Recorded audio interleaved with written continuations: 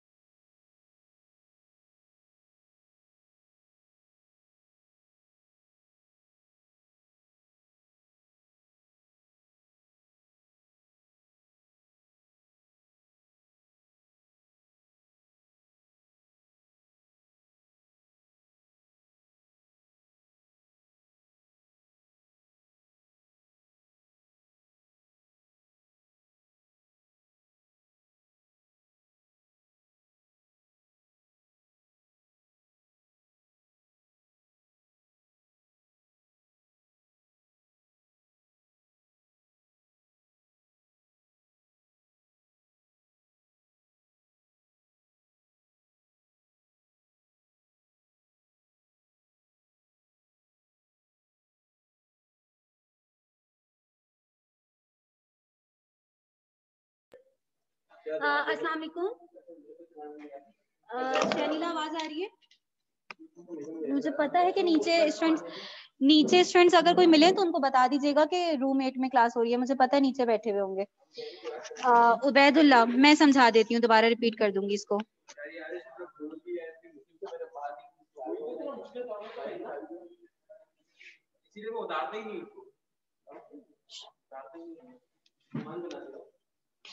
अच्छा, जब तक स्टूडेंट्स हमें ज्वाइन कर रहे हैं, कल हमने कॉन्सेप्ट पढ़ा था, जो एक स्टूडेंट यहाँ पे पूछ रहा है कि चेंज इन सप्लाई का ग्राफ एक दफा दोबारा रिपीट कर दूं। तो जब तक मैं उस ग्राफ को रिपीट कर देती हूँ, फिर हमें स्टूडेंट ज्वाइन करेंगे तो फिर हम आगे कंटिन्यू कर लेते हैं, ठीक है।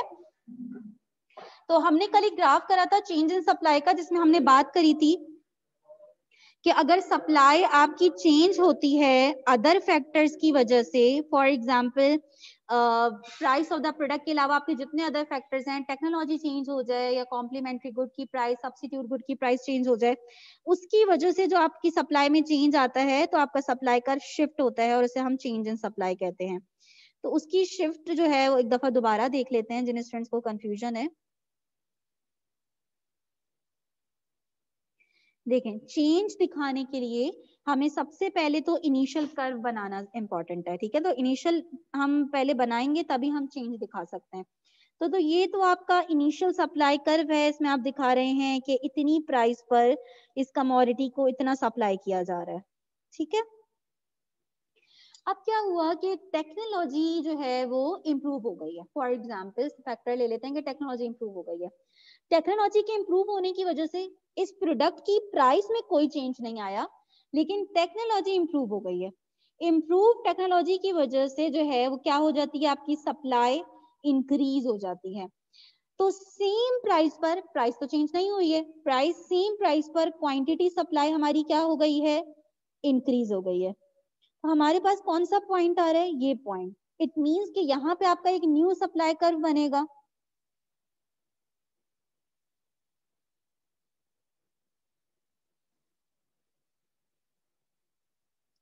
तो क्या हुआ कि जब हमारी सप्लाई इंक्रीज हुई तो हमारा सप्लाई कर्व कहाँ शिफ्ट हो रहा है, डाउनवर्ड या राइटवर्ड। इसे हम क्या कहते हैं, डाउनवर्ड या राइटवर्ड। बिल्कुल इसी तरह किसी फैक्टर की वजह से हमारी सप्लाई डिक्रीज हो गई है other than price of the product, तो प्रोडक्ट की प्राइस सेम है लेकिन अब हमने अपनी सप्लाई को कम करके कितना कर दिया है, Q2। तो अब हमारा सप्लाई कर्व कहाँ शिफ्ट होगा, अपवर्ड या फिर लेफ्टवर्ड। इस कॉन्सेप्ट में क्या कंफ्यूजन हो रही थी उबैदुल्ला?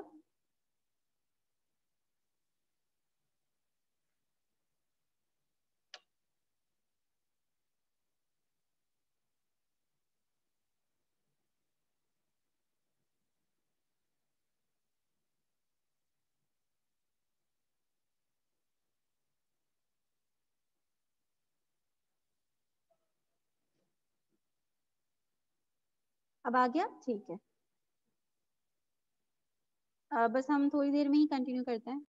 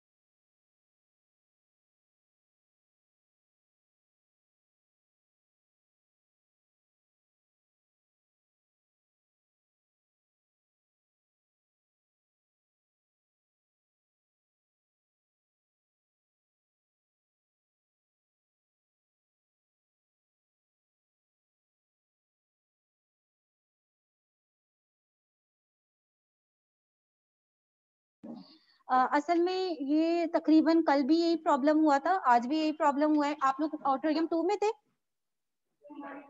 आपको किसी ने आके इन्फॉर्म नहीं करा? बिल्कुल अभी अभी इन्फॉर्म करा है। क्लास के बाद पूछ लोगे?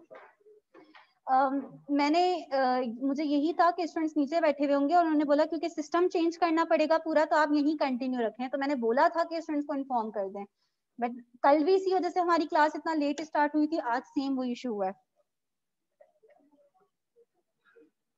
तो उन्होंने बस टाइम आपने इन्फॉर्म नहीं किया था स्टूडेंट्स को? स्टूडेंट सारे नीचे बैठे हुए थे। 15 मिनट्स में यहाँ पे वेट करा है मैंने।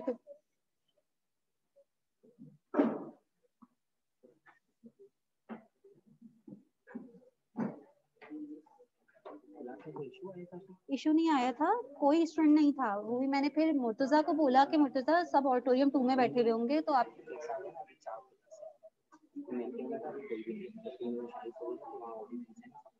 नहीं, मैं नीचे गई थी तो मैंने शाहिद को बोला था कि आप नीचे बैठे हुए होंगे तो आप काइंडली उन्हें बोल दें कि ऊपर रूममेट में क्लास है।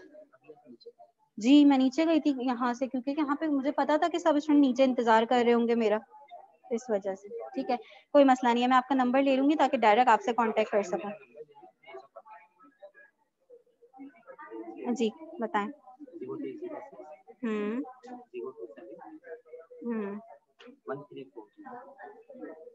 ये विकी सही है, ठीक है, ओके थैंक यू। चलें, आज जो हम कॉन्सेप्ट स्टार्ट कर रहे हैं, हमने डिमांड साइड अपनी कंप्लीट कर ली है और सप्लाई साइड भी हमने कंप्लीट कर लिया। अब हम क्या करेंगे, डिमांड और सप्लाई को ज्वाइन करेंगे, कंबाइन करेंगे। तो अब हम जो आज कॉन्सेप्ट पढ़ने जा रहे हैं वो क्या है हमारा, मार्केट इक्विलिब्रियम। मार्केट इक्विलिब्रियम वो कौन सी सिचुएशन होती है जिसमें हमारी डिमांड इक्वल हो जाती है सप्लाई के, यानी आपकी इकोनॉमी में किसी भी कमोडिटी की जितनी डिमांड है उतनी ही उसकी सप्लाई अगर हो जाए तो इसे हम कहते हैं कि इस कमोडिटी की मार्केट क्या है, इक्विलिब्रियम पर है। ठीक है ना। अब जाहिर है ये आप खुद भी सोच सकते हैं कि रियल वर्ल्ड में आपको ऐसी सिचुएशन नॉर्मली दिखती नहीं है। या तो आपको दिखता है कि किसी कमोडिटी की डिमांड ज्यादा हो रही होती है सप्लाई से, या सप्लाई ज्यादा होती है डिमांड से। तो इक्विलिब्रियम एक सिचुएशन थ्योरेटिकली तो एग्जिस्ट करती है, लेकिन नॉर्मली रियल वर्ल्ड में आपको ऐसी सिचुएशन दिखती नहीं है। तो बहरहाल अगर आपकी इकोनॉमी में किसी कमोडिटी की डिमांड और सप्लाई इक्वल हो जाए, इसे हम कहते हैं मार्केट इक्विलिब्रियम।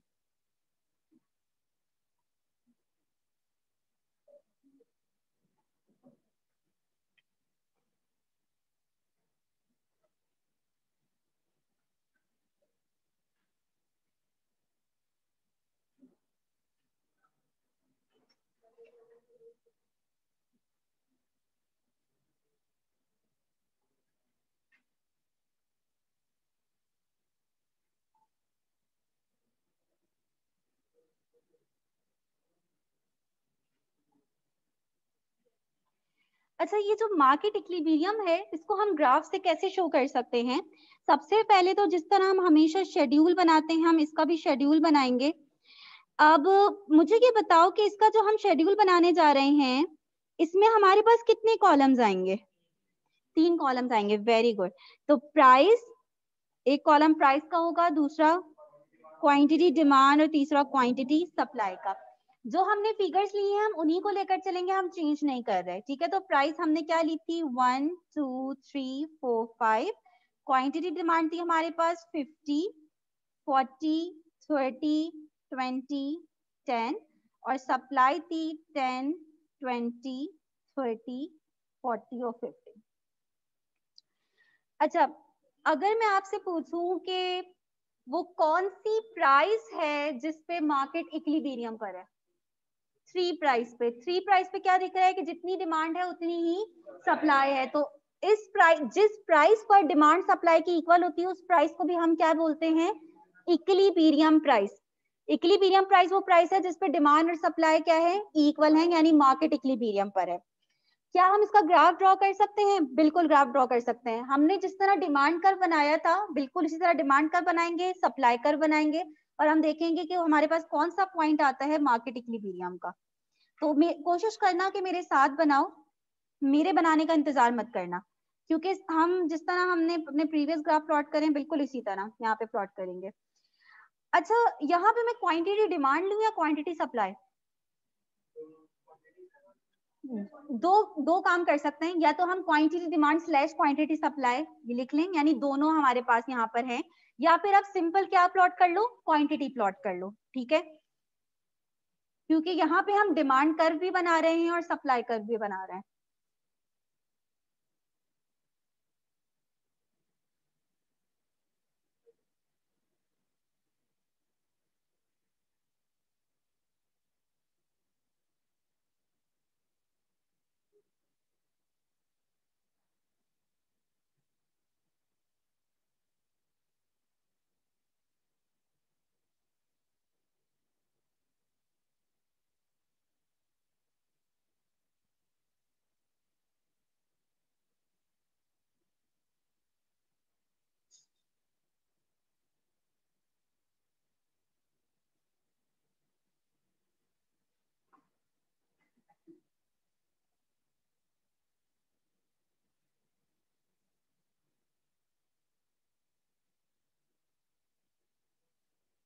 तो ये तो हमारा कर्व हो गया सप्लाई कर्व, क्योंकि हमने सप्लाई का शेड्यूल देखते हुए बनाया है।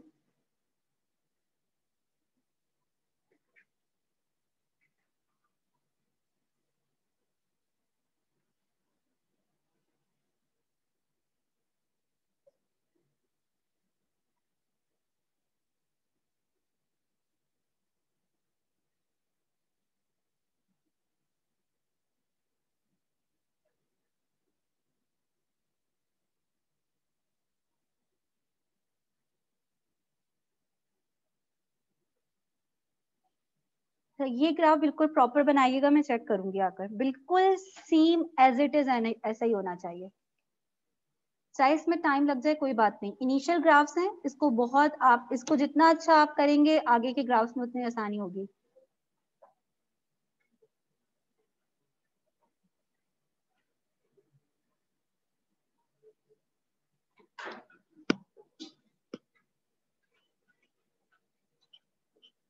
अच्छा, अगर ऑनलाइन स्टूडेंट्स भी मुझसे अपने ग्राफ शेयर करना चाहते हैं, मुझे दिखाना चाहते हैं, तो आप मुझे मेरे नंबर पे सेंड कर दो, ठीक है, व्हाट्सएप पे मेरे नंबर पे सेंड कर दो, मैं आपके ग्राफ भी चेक कर लूंगी, ठीक है।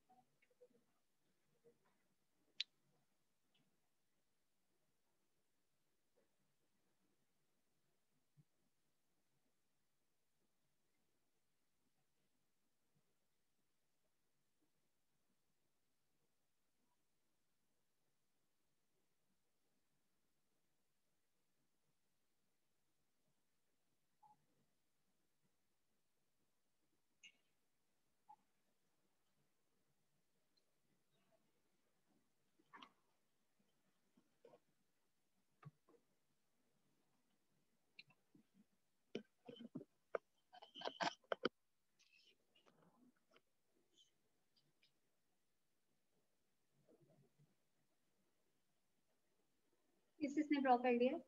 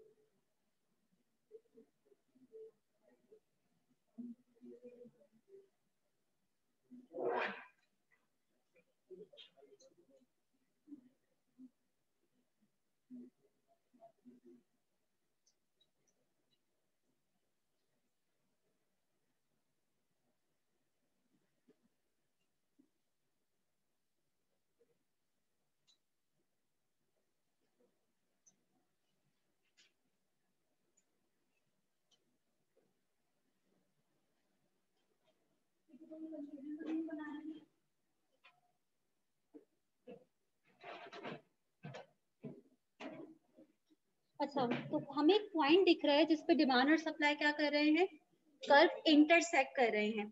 जिस पॉइंट पे आपका डिमांड और सप्लाई कर्व इंटरसेक्ट कर रहे हैं, इस पॉइंट को हम क्या कहते हैं, इक्विलिब्रियम पॉइंट। ठीक है, और यहाँ पे हम इसको इक्विलिब्रियम को डिनोट करते हैं किससे, ई से। यहाँ पे आप क्या लिखेंगे, ई।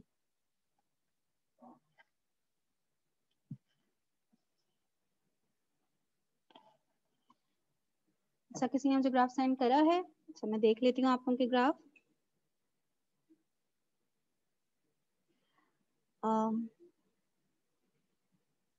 अच्छा, मेरे पास क्योंकि आपने नाम से सेंड नहीं करा, बट हाँ जितने भी ग्राफ्स आए हैं वो बिल्कुल ठीक है। अच्छा, अब इक्विलिब्रियम तो हमने देख लिया कि इक्विलिब्रियम कौन सी सिचुएशन है जिसमें डिमांड इक्वल होती है सप्लाई के। लेकिन क्या हमेशा ऐसा होता है, क्या हमेशा डिमांड सप्लाई की इक्वल होती है, नहीं। तो हम दूसरी सिचुएशन जो देखने जा रहे हैं वो कौन सी है, मार्केट डिसइक्विलिब्रियम। अगर मार्केट इक्विलिब्रियम पे नहीं होगी। अच्छा, अब मार्केट डिसइक्विलिब्रियम कौन सी सिचुएशन है जिसमें डिमांड सप्लाई की इक्वल नहीं है।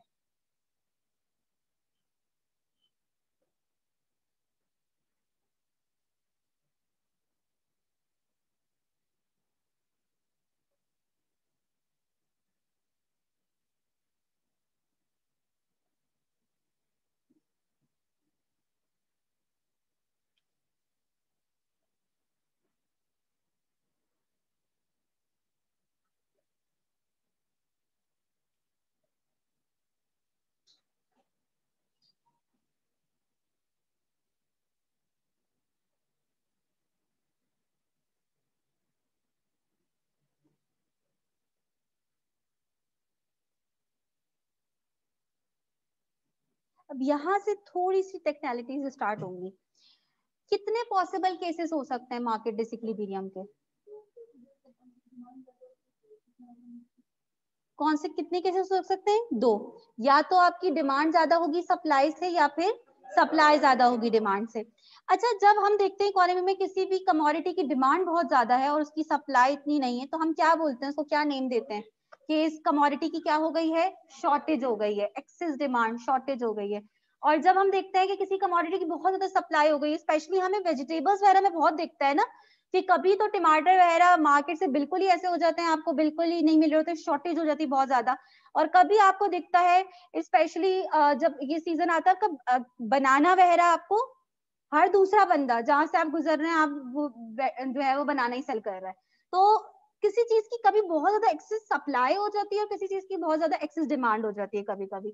तो जब किसी चीज की एक्सेस सप्लाई हो जाती है तो हम उसे क्या बोलते हैं कि इस कमोडिटी को क्या सरप्लस हो गया है, ठीक है ना, सरप्लस सिचुएशन कहलाती है। इट मींस कि अगर आपकी डिमांड ग्रेटर देन सप्लाई होगी तो इसे हम कहेंगे एक्सेस डिमांड या फिर शॉर्टेज।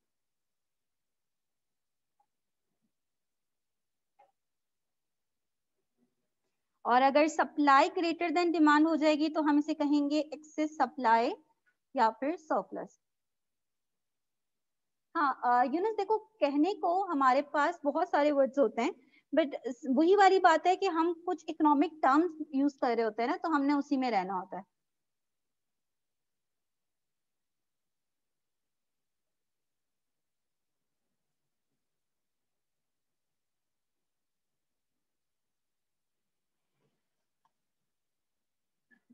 अच्छा, अब जैसे हमने ये बात करी कि जरूरी नहीं है कि मार्केट इक्विलिब्रियम पर है, लेकिन जो इम्पोर्टेंट बात है वो ये बात है कि जब मार्केट इक्विलिब्रियम पे नहीं होती तो फोर्सेस उसे खुद ब खुद इक्विलिब्रियम पे लेकर आती हैं, एक प्रेशर होता है उसे इक्विलिब्रियम पे लाने के लिए। तो आप लोग क्या देखते हो कि जब किसी चीज की मार्केट में शॉर्टेज होती है तो उसकी प्राइसेस पे क्या प्रेशर आता है, प्राइसेस उसकी अपवर्ड प्रेशर आते हैं, डाउनवर्ड प्रेशर आता है, अपवर्ड आता है ना, शॉर्टेज हो गई तो प्राइसेस पे क्या प्रेशर आता है, अपवर्ड प्रेशर आता है। और जब किसी चीज की सरप्लस हो जाता है तो प्राइसेस पे सब प्राइसेस कम हो जाती हैं। तो प्राइस एक ऐसी फोर्स है जो आपको इक्विलिब्रियम पे लेकर आ रही होती है, ठीक है, जो उस प्रेशर को एलिमिनेट करती है और डिमांड सप्लाई को इक्वल कर रही होती है। अब यहाँ पे मैं दो ग्राफ्स बनाने वाली हूँ, इन दो ग्राफ्स पे बहुत फोकस रखिएगा। एक ग्राफ में बनाऊंगी शॉर्टेज का, ग्राफ में अगर हमें शॉर्टेज दिखानी हो, और एक ग्राफ में बनाऊंगी सरप्लस का, ठीक है। आपके नोट्स में ये एक ही ग्राफ में दोनों चीजें दिखाई है, बट मैं पहले अलग अलग करके दिखाऊंगी ताकि क्लियर है। अच्छा, अभी तक जो हमने इकोनॉमिक्स पढ़ी है ये आपको मुश्किल लग रही है या आसान लग रही है? आसान है, मुश्किल तो नहीं है।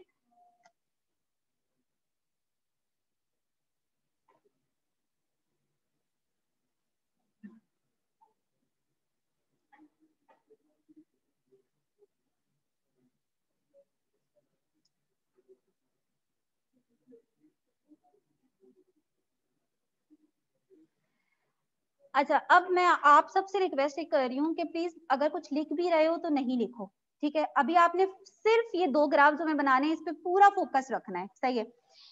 अगर मार्केट इक्विलिब्रियम पे होगी तो हमारी प्राइस कितनी होगी? इसको हम कह देते हैं पीई, इक्विलिब्रियम प्राइस। और इस पे जो क्वांटिटी होगी वो क्या होगी? क्यूई। ये कौन सी क्वांटिटी है? जिसमें जितनी डिमांड है उतनी सप्लाई है, सही है?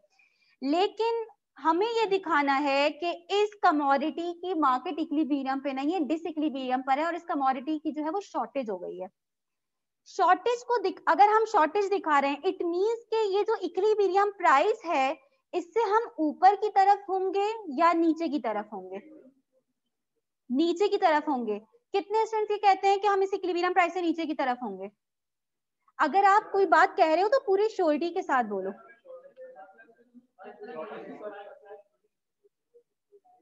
शॉर्टेज की वजह से क्या होगा ये तो इस पे तो हम बात करेंगे। अभी सिर्फ ये बताएं कि अभी शॉर्टेज है तो हम इक्विलिब्रियम से ऊपर हैं, इक्विलिब्रियम से नीचे हैं? ये सब कह रहे हैं, कोई स्टूडेंट ये तो नहीं कह रहा कि हम ऊपर हैं। वेरी गुड, अगर आप इस बात को ग्राफ देखकर ही आप समझ रहे हैं, इट मींस कि ग्राफ रीड कर पा रहे हैं आप लोग। तो हम कहाँ पर हैं? हम इक्विलिब्रियम से नीचे हैं। हमारी इकोनॉमी में इस वक्त इस कमोडिटी की कितनी प्राइस चल रही है? ये प्राइस चल रही है, इसको हम कह देते हैं P1। P1 पे हमें दिख रहा है कि डिमांड कितनी है, ये बात हमें कौन बताएगा? डिमांड कर्व बताएगा।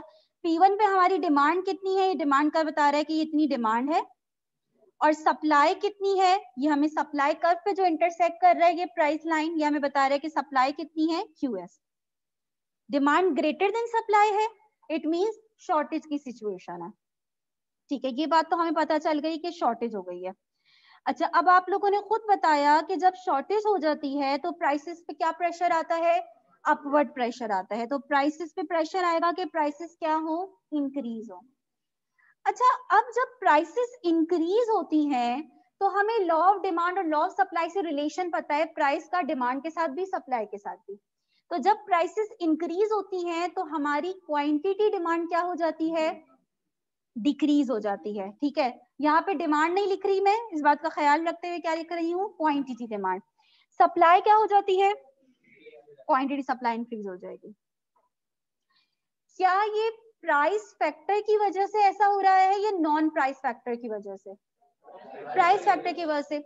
और जब प्राइस फैक्टर की वजह से डिमांड या सप्लाई में चेंज आता है तो हम मूवमेंट करते हैं कर्व पे या शिफ्टिंग होती है? मूवमेंट होती है। इट मींस कि कोई न्यू कर्व नहीं बनेगा, इन्हीं कर्व पे हम शिफ्ट करेंगे, ठीक है? अब देखें कि हम मूवमेंट कैसे कर रहे हैं, बस आपने इस पे थोड़ा सा ध्यान रखना है। मैं यहां पर हूं, ये मेरी डिमांड है। जब प्राइसेस पे प्रेशर आया अपवर्ड तो मेरी डिमांड, क्वांटिटी डिमांड क्या होगी? डिक्रीज होगी। तो मैं इस डिमांड कर्व पे बैकवर्ड मूव करूंगी। मैं इस डिमांड कर्व पे बैकवर्ड मूव करूंगी। अच्छा, आपको नीचे से भी दिख रहा है ना कि हम पीछे की तरफ जा रहे हैं। इट मींस डिमांड क्या हो रही है? कम हो रही है। हम QD से पीछे की तरफ जा रहे हैं। सप्लाई क्योंकि इंक्रीज होगी तो क्वांटिटी सप्लाई आपकी इंक्रीज हो रही है। सप्लाई कर्व पे आप कहाँ मूव करेंगे? फॉरवर्ड मूव करेंगे, ठीक है? फॉरवर्ड मूव करेंगे। तो हम सप्लाई कर्व पे फॉरवर्ड मूव करेंगे, इट मींस सप्लाई क्या हो रही है? इंक्रीज हो रही है। तो डिमांड कर्व पे हमने बैकवर्ड मूव किया, सप्लाई कर्व पे हमने फॉरवर्ड मूव करा। ये प्राइसेस जब तक इंक्रीज होती रहेंगी जब तक हम वापस इक्विलिब्रियम पे नहीं पहुंच जाते। वापस इक्विलिब्रियम पे आ गए। इक्विलिब्रियम ऐसा पॉइंट है, ऐसा यूनिक पॉइंट है जिसपे हम कहते हैं टेंडेंसी टू चेंज क्या है? जीरो। यहाँ पे जब तक कोई एक्सटर्नल फोर्स नहीं आएगी आप यहाँ स्टे करेंगे, क्योंकि यहाँ पे कोई प्रेशर नहीं है ना किसी भी तरह का। अब कोई अदर फैक्टर चेंज होता है तो उसकी वजह से क्या होगा वो भी हम देखेंगे। फिलहाल आप यहाँ पे स्टे कर रहे हैं। तो हम शॉर्टेज से इक्विलिब्रियम पे, डिसइक्विलिब्रियम से इक्विलिब्रियम पे कैसे आए, ये बात सबको समझ में आ गई?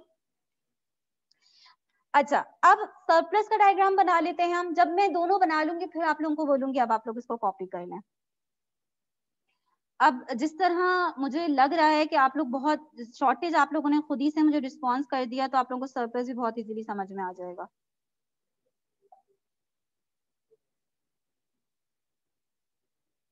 मोहम्मद यूनिस, एग्जैक्टली, बिल्कुल।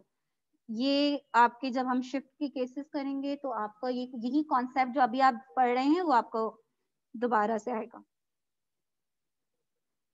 अच्छा, तो अब तो आप लोग बता सकते हैं मुझे कि अब हमें सरप्लस का केस बनाना है, तो अब हम इक्विलिब्रियम से ऊपर स्टार्ट करेंगे या नीचे से?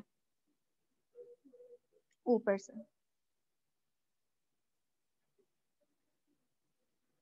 तो अब हमारी इकोनॉमी में जो इस कमोडिटी की प्राइस है वो ये चल रही है,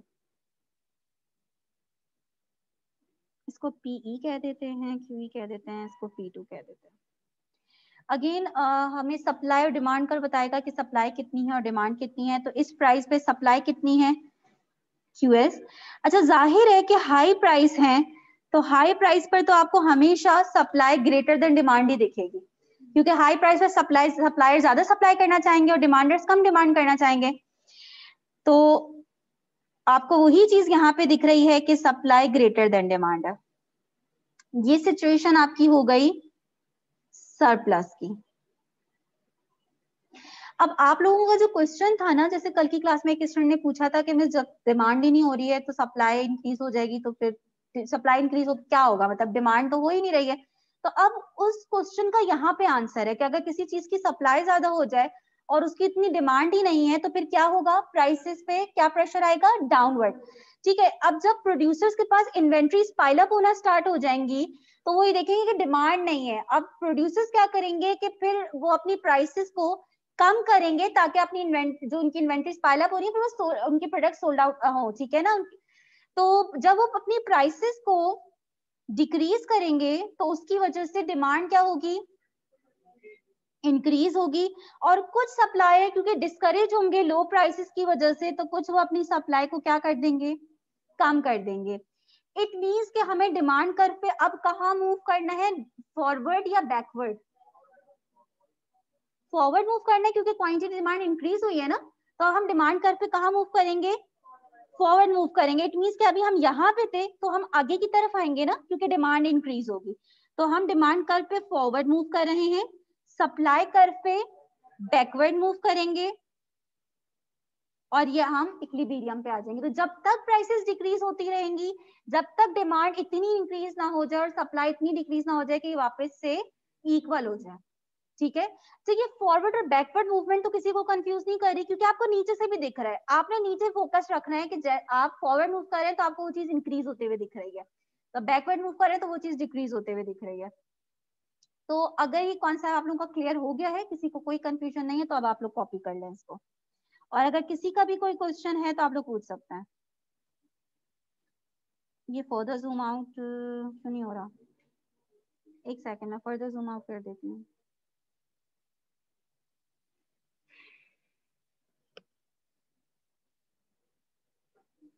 और कोशिश करें कि खुद से भी बनाएं, चाहे आप यहाँ पे पहले ना देखें, पहले खुद से भी एक प्रैक्टिस भी हो जाएगी। जी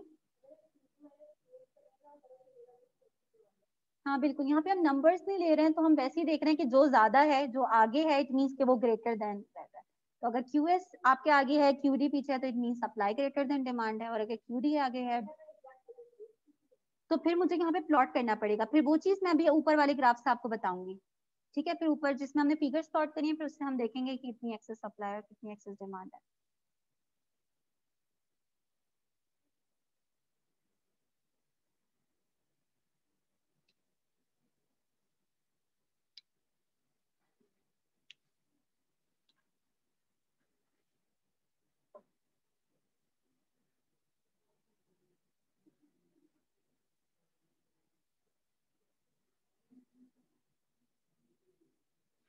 अच्छा शनीला, आपने बिल्कुल ठीक ग्राफ बनाया है, वेरी गुड।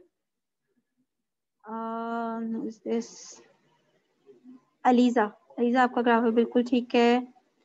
जुहैना आपका ग्राफ भी बिल्कुल ठीक है।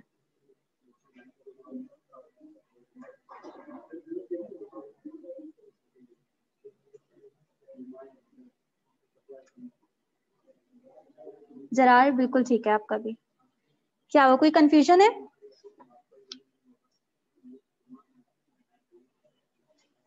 अच्छा पता है, क्लास ड्यूरिंग क्लास नहीं बट आफ्टर क्लास अगर आपको लगे कि आपके साथ जो बैठे हुए हैं वो किसी कॉन्सेप्ट में कंफ्यूज हो रहा है तो आप उसको समझाओ। इससे ये होगा कि जितना ज्यादा आप किसी को समझाओगे आगे से वो कोई क्वेश्चन पूछेगा जो आपने सोचा ही नहीं होगा, तो आपके उस कॉन्सेप्ट की काफी जो है वो आप डेप्थ में जाओगे, फिर आपके कॉन्सेप्ट बिल्ड होंगे काफी, तो अच्छी बात है, लेकिन ड्यूरिंग क्लास नहीं। ड्यूरिंग क्लास अगर आप समझाने लग जाओगे तो जाहिर है फिर एक डिस्टर्बेंस होगी।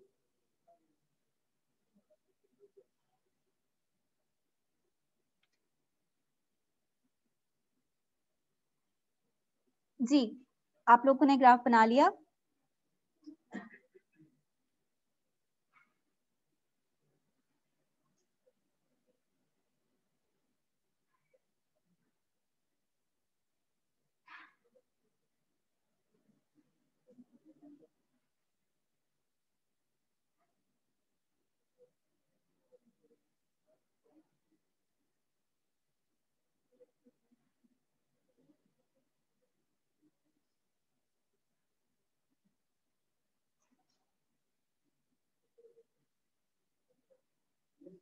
जी,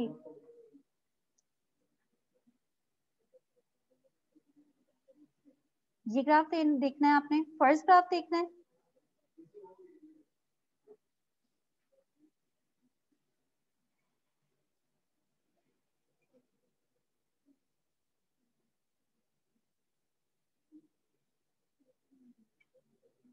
आज हमारा चैप्टर 2 कंप्लीट हो जाएगा, ठीक है, तो आपने कोशिश करनी है कि चैप्टर 2 की तैयारी भी आप लोगों की कंप्लीट हो जाए, उसके साथ ही क्विज कंबाइन होगा, चैप्टर 2 और 3 का कंबाइन होगा।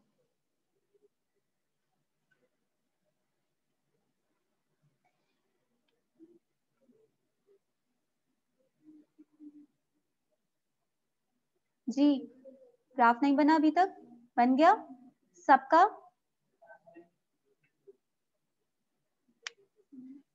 जी, बिल्कुल बिल्कुल।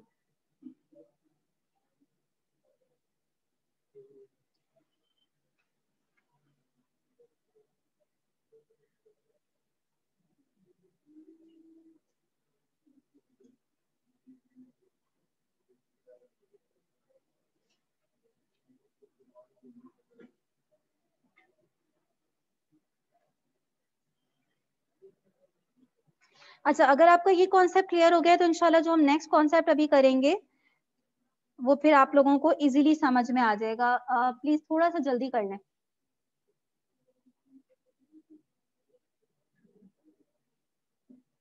कितने स्टूडेंट्स रह गए जो बातों के साथ कर रहे हैं ना, उनको देर लगेगी।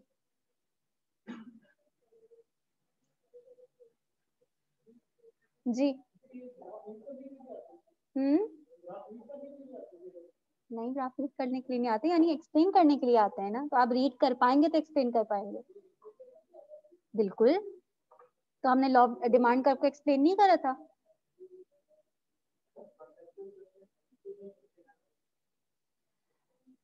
मेरा ये मानना है कि कौन सी स्टोरी चल रही है, कॉन्सेप्चुअल क्वेश्चन जो है भी नहीं पूछता वो। रट्टा किसने बोला है? मतलब रट्टा की मैं बात नहीं कर रही हूँ, डायरेक्ट डायरेक्ट क्वेश्चन पूछे। फॉर एग्जाम्पल अभी जो हम नेक्स्ट केसेस कर रहे हैं उसमें आपको कोई एक केस दे देगा वो, और अब आपको बोलेगा कि इस केस की वजह से जो है वो क्या इम्पैक्ट पड़ेगा। अब अगर आपको पता होगा कि एक डिटर्मिनेंट जो उसने फैक्टर दिया ये किसका फैक्टर है, डिमांड का या सप्लाई का है, और इस फैक्टर के चेंज होने से डिमांड सप्लाई में क्या चेंज आएगा, तो ही आप कर सकते हैं ना। ठीक है, तो कॉन्सेप्ट भी हैं, बट मैं ये जो मेरा जो मानना है वो ये कि इकोनॉमिक्स में जो आपके क्वेश्चंस आते हैं वो अल्हम्दुलिल्लाह बहुत स्ट्रेट फॉरवर्ड आते हैं।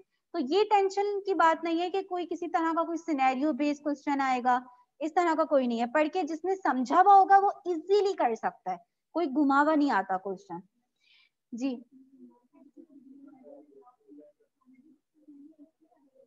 मार्केट डिसिक्लिबियम क्वेश्चन नहीं आएगा, नहीं।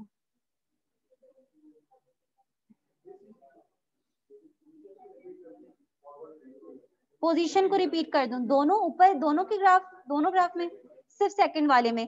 सेकंड में क्या हो रहा है कि हमारी प्राइस जो है वो ग्रेटर देन इक्विलिब्रियम प्राइस है, ठीक है, जिसकी वजह से क्योंकि आपकी प्राइसेस बहुत ज्यादा हैं तो हाई प्राइस पर सप्लायर ज्यादा सप्लाई करने के लिए विलिंग है, बट आपके जो बायर्स हैं वो कम डिमांड कर रहे हैं, तो सप्लाई ग्रेटर देन डिमांड है। अब सरप्लस की वजह से क्या होगा कि प्राइसेस पे डाउनवर्ड प्रेशर आएगा, अभी हमने रीजन भी बात करी इस पे क्यों आएगा। जब प्राइस डिक्रीज होती है तो क्योंकि डिमांड का प्राइस के साथ नेगेटिव रिलेशन है, तो जैसे जैसे प्राइस डिक्रीज होगी क्वांटिटी डिमांड जो है वो इंक्रीज होगी और क्वांटिटी सप्लाई डिक्रीज होगी। आपने सिर्फ ये याद रखना है कि हम कर्व पे कहाँ मूव कर रहे हैं। अगर आप क्वांटिटी डिमांड को सबसे पहले स्टार्ट कहाँ से लेना है, इस पॉइंट से स्टार्ट लेना है आपने।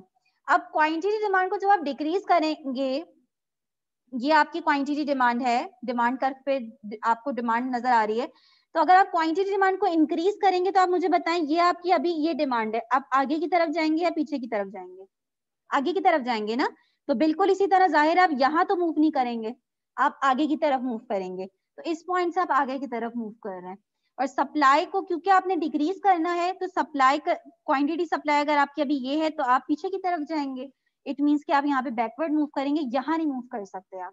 तो इसी वजह से मैंने बोला था कि जो नीचे है ना उसको अगर आप फोकस रखेंगे तो आपके लिए ये आपको याद करने की जरूरत नहीं है क्योंकि आप बैकवर्ड मूव करेंगे या फॉरवर्ड।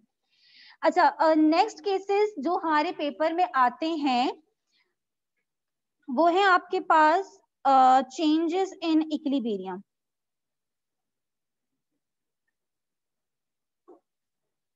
यानी shift in demand and supply.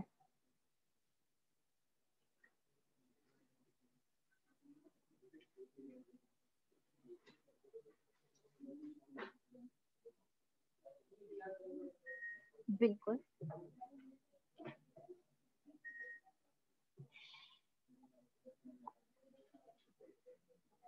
अब मैं एक फैक्टर यहाँ पे लिख रही हूँ। सबसे पहले तो आपने आइडेंटिफाई करना है ये फैक्टर क्या किस डिमांड में चेंज लाएगा, सप्लाई में चेंज लाएगा, और क्या इंक्रीज होगी डिक्रीज होगी क्या होगी। ठीक है, तो सिंपल केस ले रही हूँ यहाँ पे मैं, इंक्रीज इन इनकम का। इनकम के इंक्रीज होना सप्लाई को चेंज करता है, इफेक्ट करता है या डिमांड को? डिमांड को। डिमांड क्या हो जाती है हमारी? इंक्रीज हो जाती है। चेंज दिखाने से पहले हमें पहले अपना ओरिजिनल जो ग्राफ है वो बनाना होता है। तो सबसे पहले तो हमने क्या करना है, जो आपका इक्विलिब्रियम है ना, इनिशियल इक्विलिब्रियम, वो आपने प्रॉपर जो है वो बना लेना है। फिर आप बताएंगे कि आप क्या चेंज आ रहा है, कौन से कर्व में चेंज आ रहा है। डायरेक्ट तो चेंज नहीं दिखा सकते ना, चेंज के लिए आपको पहले इनिशियल इक्विलिब्रियम दिखाना है।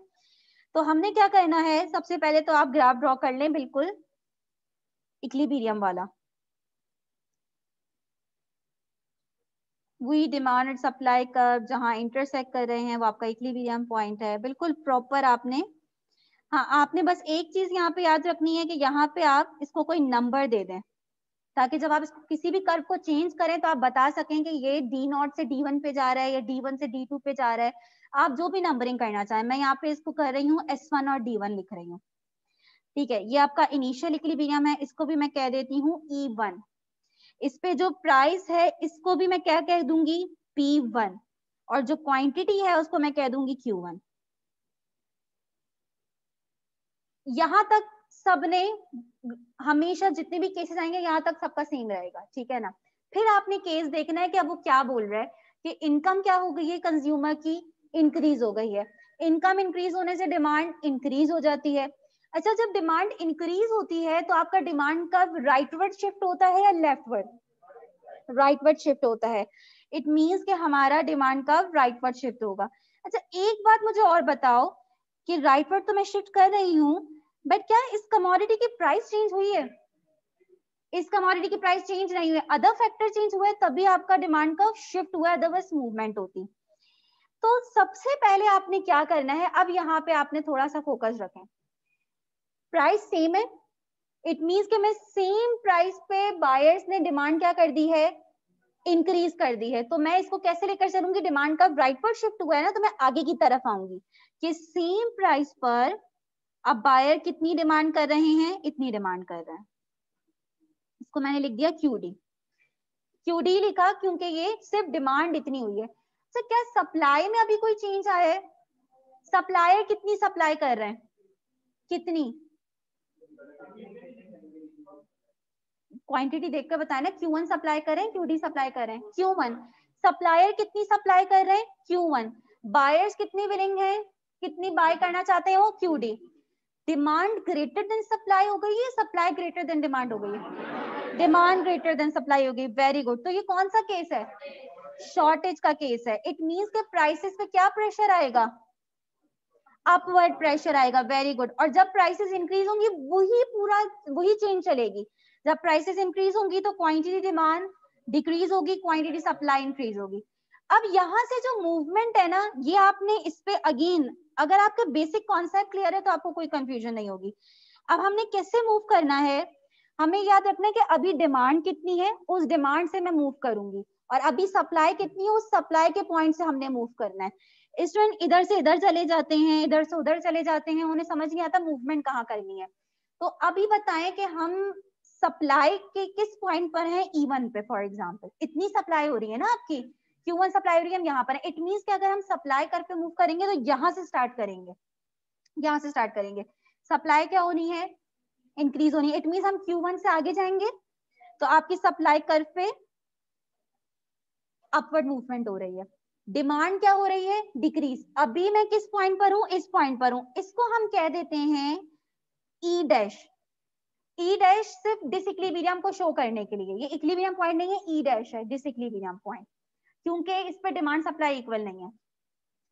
तो इट मींस कि मेरी डिमांड इतनी है तो मैं ये इसी पॉइंट से मूव करूंगी। अच्छा, अब मुझे डिमांड को कम करना है या इंक्रीज करना है, कम करना है। इट मींस कि ये मैं डिमांड कर्व पे पीछे की तरफ मूव कर रही हूँ, बैकवर्ड। कब तक मूव करूंगी, जब तक ये आपका इक्विलिब्रियम अटेन नहीं होता। तो आपका ये न्यू इक्विलिब्रियम अटेन हुआ है E2 पे, जिसपे हम देख रहे हैं कि इनिशियल क्वांटिटी की कंपैरिजन में हमारी इक्विलिब्रियम क्वांटिटी क्या हो गई है, इंक्रीज हो गई है, और प्राइसेस भी क्या हो गई हैं, इंक्रीज हो गई हैं।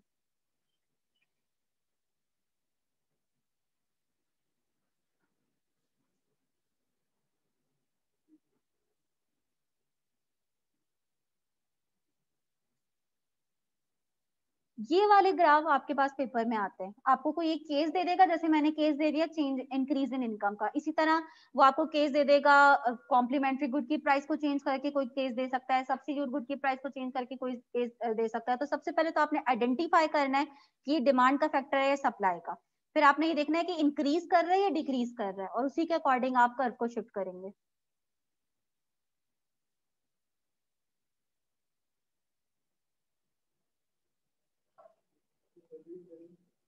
रिपीट कर दूं, हमारी D1 और S1 इनिशियल डिमांड और सप्लाई कर्व्स थे जो कि इंटरसेक्ट कर रहे थे पॉइंट E1 पे, जहां हमारी इक्विलिब्रियम प्राइस थी इनिशियल P1 और इक्विलिब्रियम क्वांटिटी थी Q1। अब हमने कहा कि कंज्यूमर की इनकम क्या हो गई है, इंक्रीज हो गई है, उसकी परचेसिंग पावर इंक्रीज हो गई है। इस प्रोडक्ट की प्राइस सेम है, उसमें कोई चेंज नहीं आया, बट क्योंकि कंज्यूमर की इनकम इंक्रीज हो गई है तो उसने डिमांड क्या कर दी है, इंक्रीज कर दी है। तो हमारा डिमांड कर्व कहाँ शिफ्ट हुआ, राइटवर्ड शिफ्ट हुआ। जब राइटवर्ड शिफ्ट हुआ तो आपको याद होगा कि जब हमने शिफ्ट करा था डिमांड कर्व को, चेंज इन आपका डिमांड का हमने केस करा था, तो हमने क्या बात करी थी कि सेम प्राइस पर कंज्यूमर आप कितनी डिमांड कर रहे हैं, ज्यादा डिमांड कर रहे हैं। तो सेम P1 प्राइस पर हम आगे की तरफ आए, क्योंकि डिमांड इंक्रीज हुई है ना, आगे की तरफ आए कि कंज्यूमर ने अपनी डिमांड इंक्रीज करके कितनी कर दी है, QD। जबकि सप्लायर अभी वही उतनी सप्लाई कर रहे हैं जितनी वो पहले कर रहे थे, ठीक है। तो हमें दिख रहा है कि डिमांड ये है और सप्लाई ये है, जाहिर है डिमांड ग्रेटर देन सप्लाई है, आपको दिख भी रहा है। तो जब डिमांड किसी कमोडिटी की ज्यादा हो जाती है उसकी सप्लाई से, तो शॉर्टेज हो जाती है। प्राइसेस पे क्या प्रेशर आता है, अपवर्ड प्रेशर आता है। अब जब प्राइसेस पे अपवर्ड प्रेशर आएगा तो लॉ ऑफ डिमांड से हमें पता है कि प्राइस और डिमांड का इनवर्स रिलेशन है। तो प्राइसेस इंक्रीज होने से क्वांटिटी डिमांड क्या हो जाएगी, डिक्रीज, और प्राइसेस इंक्रीज होने से क्वांटिटी सप्लाई क्या हो जाएगी, कि सप्लायर तो इंकरेज होंगे ना ज्यादा से ज्यादा सप्लाई करने को, क्योंकि हाई प्राइस मिल रही है। तो हम सप्लाई कर्व पे और डिमांड कर्व पे कैसे मूव करेंगे, ज्यादा कंफ्यूजन स्टूडेंट्स को इसी बात पे होती है। तो सबसे पहले आप इनिशियल पॉइंट्स देख लें कि अभी हम किस पॉइंट पर हैं, डिमांड किस पॉइंट पर है, सप्लाई किस पॉइंट पर है। डिमांड किस पॉइंट पर है, क्योंकि न्यू कर्व बन गया है आपका D2, तो हम इस पॉइंट पर हैं जिस पे हम कितनी डिमांड कर रहे हैं, QD। तो जो भी मूवमेंट होगी वो इस पॉइंट से होगी। और अभी हम सप्लाई कितनी कर रहे हैं, सप्लाई हमारी वही प्रीवियस लेवल पर है E1 पर, तो जो भी मूवमेंट होगी सप्लाई कर्व पे वो यहाँ से होगी। तो हमने यहाँ पे लिख दिया पहले ही कि डिमांड क्या होगी, डिक्रीज होगी। इट मीन्स कि ये आपकी डिमांड है, आप पीछे की तरफ आएंगे, तो आप इस पॉइंट से पीछे की तरफ जाएंगे। सप्लाई इंक्रीज होगी तो हम सप्लाई कर्व पे फॉरवर्ड मूव करेंगे, आगे की तरफ आएंगे। यहाँ आपको दिख रहा है कि न्यू डिमांड कर्व और ओल्ड सप्लाई कर्व इंटरसेक्ट कर रहे हैं, तो ये आपका फाइनल इक्विलिब्रियम हो जाएगा। जी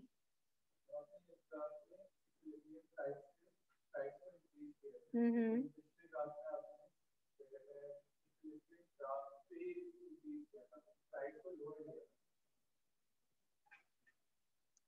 वो डिसइक्विलिब्रियम सिचुएशन थी। हमने सेम प्राइस पे दिखाया था कि अगर डिसइक्विलिब्रियम होगा तो हम इक्विलिब्रियम प्राइस से कहाँ पे होंगे। तो हमने डिसइक्विलिब्रियम से ही स्टार्ट करा था कि अगर आपकी इकोनॉमी में प्राइसेस जो हैं वो बहुत लो होंगी तो क्या होगा कि शॉर्टेज की सिचुएशन होगी। और शॉर्टेज क्यों, क्योंकि लो प्राइस पर बायर ज्यादा डिमांड करना चाह रहे हैं, सप्लाई कम सप्लाई कर रहे हैं, तो शॉर्टेज की वजह से प्राइसेस इंक्रीज होंगी। बाकी जो हुआ था वो वही हुआ था जो हमने यहाँ पे करा है।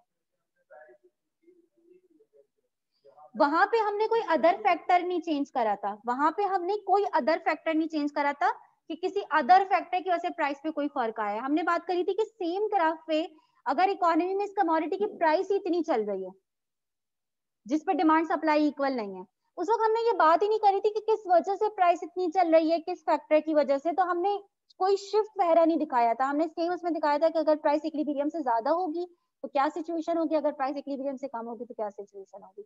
नॉर्मली मार्केट डिसइक्विलिब्रियम का ग्राफ आपके पास पेपर में नहीं आता, आपके पास ये केसेस पूछे जाते हैं, ठीक है ना। अब इस केस का मैं जो नेक्स्ट केस आपको दूंगी वो आपका पेपर में आ चुका है, फिर हम उस केस को करने के बाद देखेंगे कि आपके पास क्वेश्चन किस तरह आता है यहाँ पे, बल्कि वो केस हम ऑलरेडी कर चुके हैं। बहरहाल अगर मैं यहाँ पे लिखूं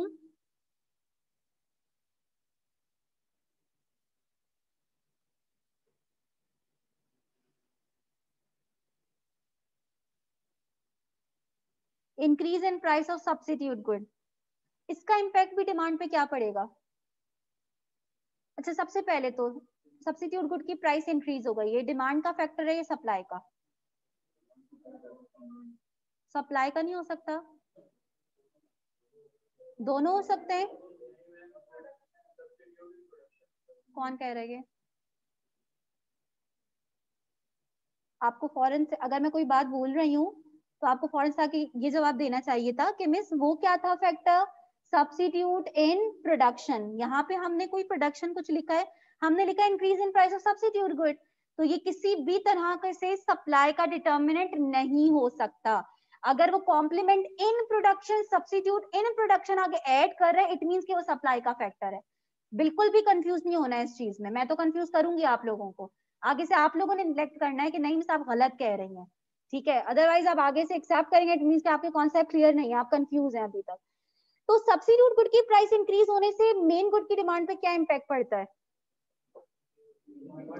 इंक्रीज हो जाती है, क्योंकि वो एक्सपेंसिव हो गया है, उसके कंज्यूमर भी यहाँ पे आप स्विच कर जाएंगे और इसकी डिमांड इंक्रीज हो जाएगी। तो यही सेम केस बनेगा जो हमने बनाया, कोई अलग से तो कोई केस नहीं बनेगा। अब आपको मैं पास्ट पेपर का क्वेश्चन दिखाती हूँ। राइज इन प्राइस ये भी हो सकता है। यूनिस में आपका क्वेश्चन नहीं समझी, थोड़ा सा इलैबोरेट करें।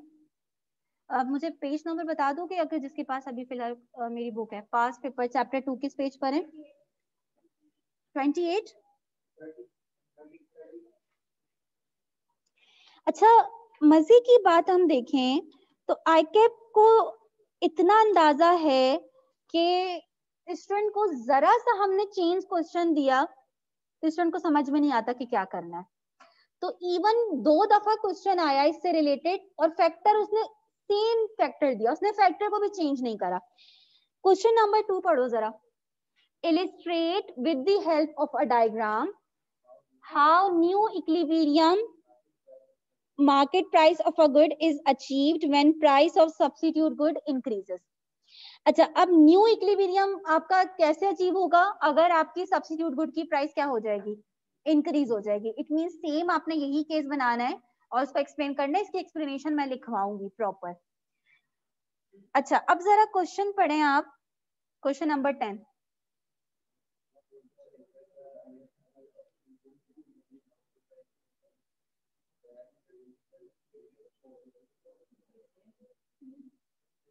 सेम क्वेश्चन है या कोई डिफरेंट है? कुछ थोड़ी सी उसने वर्डिंग्स आगे पीछे करके सेम क्वेश्चन दे दिया, इवन उसने फैक्टर भी चेंज नहीं करा, ठीक है। लेकिन अगर आपसे वो फैक्टर चेंज करता है तो आपको पता है ना कि फैक्टर्स ऑफ डिमांड कौन से हैं और फैक्टर्स ऑफ सप्लाई कौन से हैं, तो आप आराम से ये डायग्राम बना सकते हैं। अभी हमने सारे फैक्टर्स नहीं करे, अभी तो हमने सिर्फ एक ग्राफ करा है। तो ये जो अभी हमने ग्राफ करा है, ये यही ग्राफ इन दोनों क्वेश्चन में बनेगा, क्वेश्चन नंबर 2 में भी, क्वेश्चन नंबर 10 में भी। और आप देखिए क्वेश्चन नंबर 2 कितने मार्क्स का आया हुआ है आपके पास? 6 मार्क्स का। क्वेश्चन नंबर 10 भी आपके पास 6 मार्क्स का आया हुआ है, ठीक है। तो ये 6 मार्क्स का क्वेश्चन है, बुरा वेटेज नहीं है।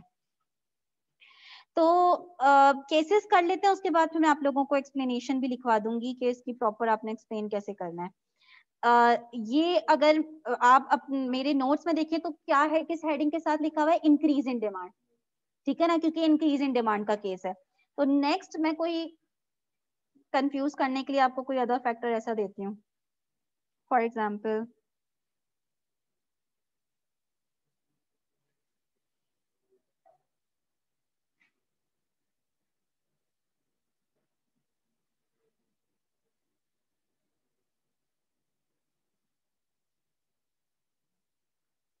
मोहम्मद यूनुस, मैं एक सेकंड आपका देखती हूँ क्वेश्चन। जब तक आप लोग थोड़ा सा सोचिएगा कि ये किस पे इफेक्ट आएगा और क्या इफेक्ट आएगा। Demand supply rising.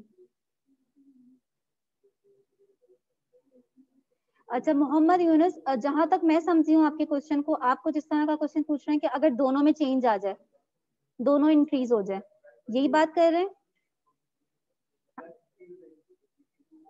यही क्वेश्चन है आपका? अगर डिमांड सप्लाई दोनों में चेंज आ जाए, दोनों इक्वल प्रोपोर्शन से चेंज, आपके पास माइक्रो में ये केस नहीं आता। माइक्रो में इतना कॉम्प्लिकेटेड केस नहीं देता कि वो कोई ऐसे फैक्टर्स दे दो जिसकी वजह से डिमांड भी चेंज हो रही हो और सप्लाई भी चेंज हो रही हो। तो जो भी केस आएंगे वो किसी एक कर्व को चेंज कर रहे होंगे, या तो डिमांड को इफेक्ट कर रहे होंगे या सप्लाई को, ठीक है।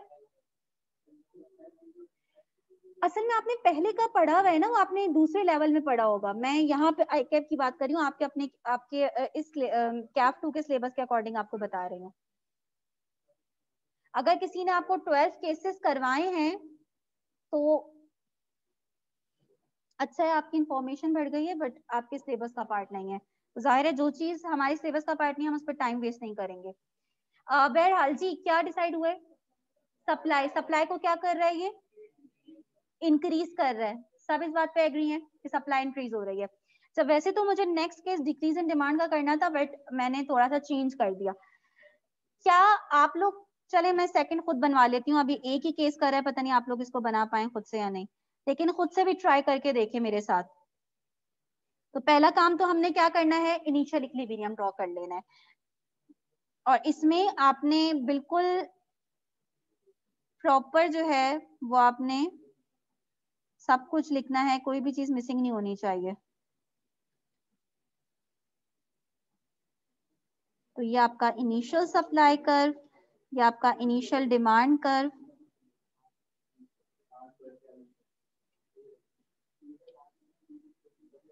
यूनुस मैक्रो इकोनॉमिक्स जब हम पढ़ेंगे ना तो उसमें हमारे पास केसेस आएंगे जिसमें डिमांड एंड सप्लाई दोनों शिफ्ट हो रहे होंगे, ठीक है।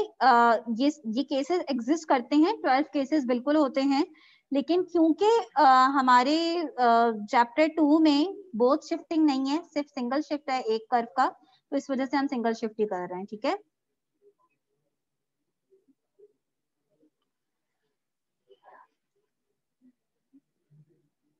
अच्छा, अब इस बात का ख्याल रखना कि अगर आप S1 लिख रहे हो तो सब कुछ 1 1 1 होना चाहिए, ठीक है, यूनिफॉर्मिटी रहनी चाहिए। पता चला S1 D1 लिख रहे हैं, यहाँ पे P2 E2 और Q2 लिख रहे हैं, ठीक है। ये छोटी छोटी चीजें होती हैं बट इससे प्रेजेंटेशन पे बहुत इफेक्ट पड़ता है।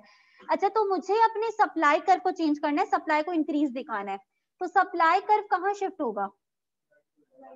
राइटवर्ड, और हम दूसरा क्या बोलते हैं उसको, राइटवर्ड या फिर डाउनवर्ड, अपवर्ड तो नहीं शिफ्ट होगा? बिल्कुल ठीक है। तो हमारा सप्लाई कर्व राइटवर्ड शिफ्ट होगा क्योंकि हमारी सप्लाई इंक्रीज हो रही है।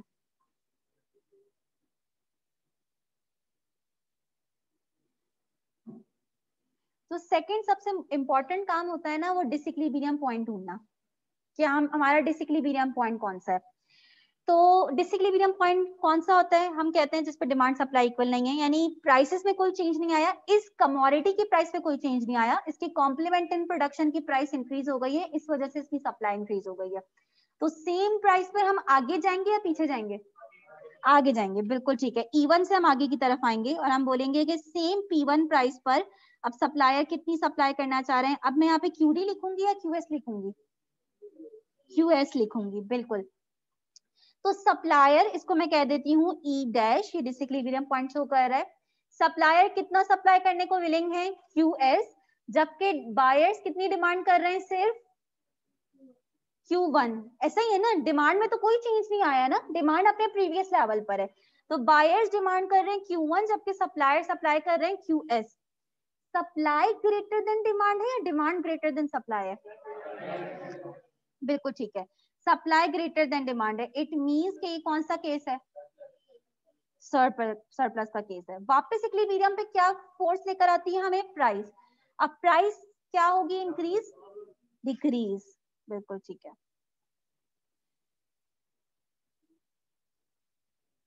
मूवमेंट दिखा सकते हो मुझे तुम लोग मेरे बनाने से पहले?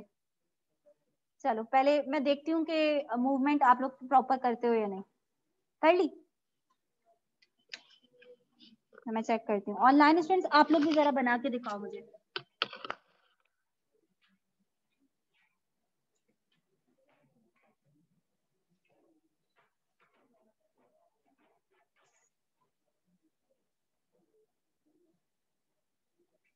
आपने किसी तरह की मूवमेंट दिखाई, आप फाइनल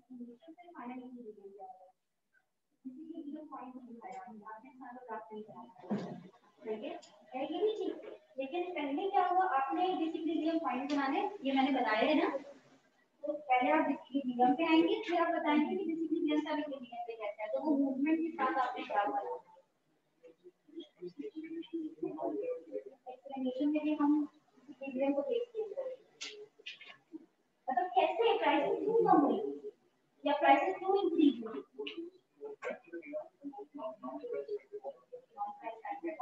हमारी क्वालिटी तो प्राइस चेंज नहीं होगी ना, फिर इन द एंड प्राइस क्यों चेंज हुई? वो डिसइक्विलिब्रियम तो आपके से सर्किट सॉल्यूशन भी आप देखोगे ना, तो सभी डिसइक्विलिब्रियम दिखाया है। आप आईपीसी को आप का क्वेश्चन के सॉल्यूशन देखिए तो इसमें हां ई डैश कर दो आप डिसइक्विलिब्रियम आए और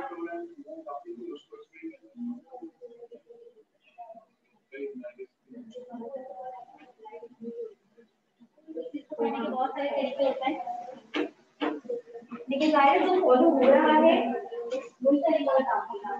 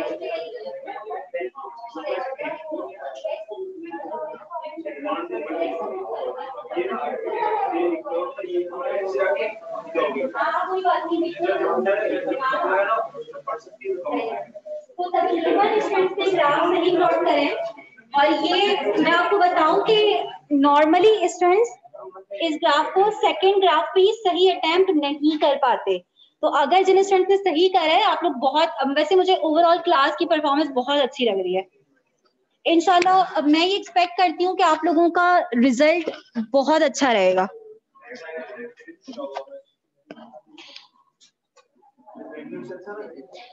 रेगुलर से भी अच्छा हो सकता है और ऐसा हुआ है, ऐसा होता है, क्योंकि मैं बता रही हूँ ना, रेगुलर के स्टूडेंट्स जो है ना वो बहुत ज्यादा डिले कर रहे होते हैं, ठीक है, लेक्चर्स भी प्रॉपर नहीं ले रहे हैं या क्विजेस नहीं दे रहे हैं। आप लोगों को एक टेंशन है ना कि 2 महीने है बस हमारे पास, इसी में सब कुछ करना है। अच्छा, तो आपने बस इस बात का ख्याल रखना है कि अभी हम कहाँ हैं, अभी जहां हम हैं वहां से हमने मूव करना है, ठीक है। तो अभी हमारी डिमांड कहाँ है, E1 पे या E' पे? जरा मैं आप लोगों को अभी चेक करती हूँ, E1 पे है या E' पे डिमांड? E1 पर है, E1 पर है ना, डिमांड तो चेंज नहीं हुई है, डिमांड अपने प्रीवियस लेवल पर है। इट मींस के प्राइस के डिक्रीज होने से डिमांड क्या होगी, इंक्रीज। अभी हमारी ये डिमांड है, हम यहाँ से आगे की तरफ जाएंगे तो हम इस डिमांड कर्व पे फॉरवर्ड मूव करेंगे। सप्लाई अभी कहाँ है, एक स्टूडेंट ने क्या, कुछ स्टूडेंट ने मिस्टेक करी कि यहाँ से E1 से ही सप्लाई कर्व पे मूवमेंट करी है। सप्लाई अब ये नहीं है, ये प्रीवियस सप्लाई थी, अब सप्लाई इंक्रीज होके E' पे आ गई है, तो आपने E' से मूवमेंट करनी है, तो सप्लाई क्या हो रही है, डिक्रीज। तो सप्लाई कर्व पे आप बैकवर्ड मूव करेंगे और यहाँ पे आपका फाइनल इक्विलिब्रियम आ रहा है। वैसे भी आपको ये बात पता होगी कि न्यू सप्लाई और ओल्ड डिमांड का कहाँ इंटरसेक्ट कर रहा है, तो इन दी एंड आपने पहुंचना वहीं पर है जरूर।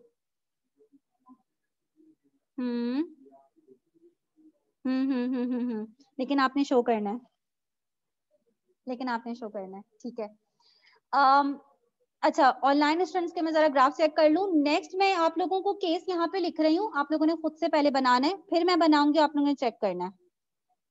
मैं केस दे रही हूँ आपको,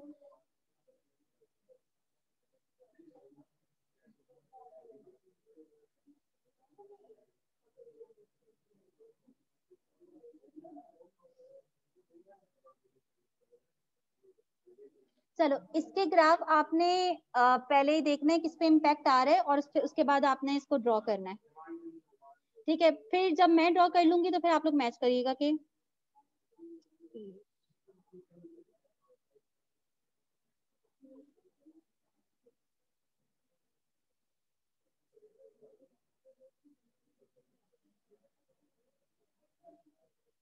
बना लिया आपने।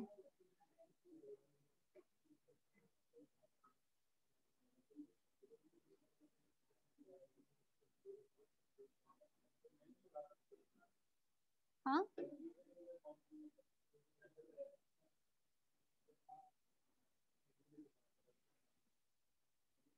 अच्छा ये, अच्छा जो है ना, बिल्कुल ठीक बनाया है।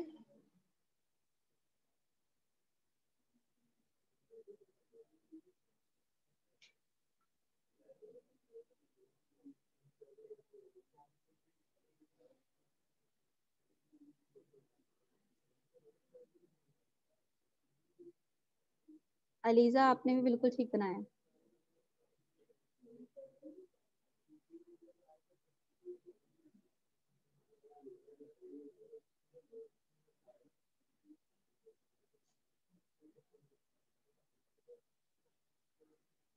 अच्छा किस पे इम्पैक्ट आ रहा है और डिमांड क्या हो रही है?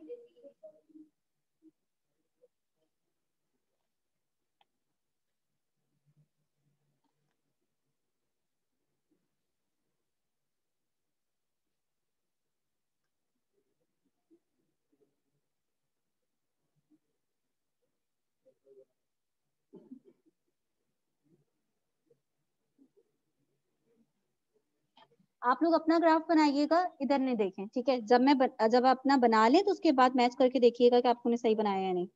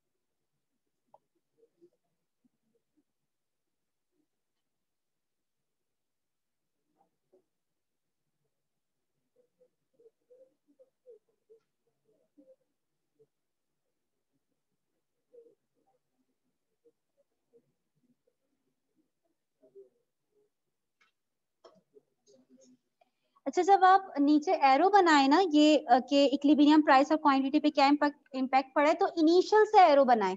जैसे P1 पहले प्राइस थी, अब P2 हो गई है, तो इट मींस प्राइस डिक्रीज हो गई है। आप Q1 का एरो बना रहे हैं तो ये सिर्फ ये एरो दिखाएं कि डिमांड भी, क्वांटिटी आपकी जो है वो इक्विलिब्रियम क्वांटिटी भी डिक्रीज हो गई है। ये दो एरो नहीं बनाइएगा, ठीक है ना, ताकि फाइनल चेंज पता चल जाए कि फाइनल इक्विलिब्रियम प्राइस और क्वांटिटी पे क्या चेंज आया है। और आप एक बात नोट करेंगे कि जब डिमांड चेंज होती है तो इक्विलिब्रियम प्राइस और क्वांटिटी सेम डायरेक्शन में मूव करेगी। ऐसा ही हुआ है, इंक्रीज इन डिमांड में इक्विलिब्रियम प्राइस और क्वांटिटी दोनों इंक्रीज हुई हैं, और डिमांड डिक्रीज होने में इक्विलिब्रियम प्राइस और क्वांटिटी दोनों डिक्रीज हुई हैं। बट जब सप्लाई चेंज होती है तो प्राइस और क्वांटिटी दोनों की अपोजिट डायरेक्शन होती है। तो इन चीजों से भी आपको पता चल जाएगा कि आपने जो ग्राफ बनाया है वो सही बनाया है या कोई मिस्टेक करी है। अच्छा बताएं कितने स्टूडेंट्स ने सही ग्राफ बनाया है? वेरी गुड, जबरदस्त।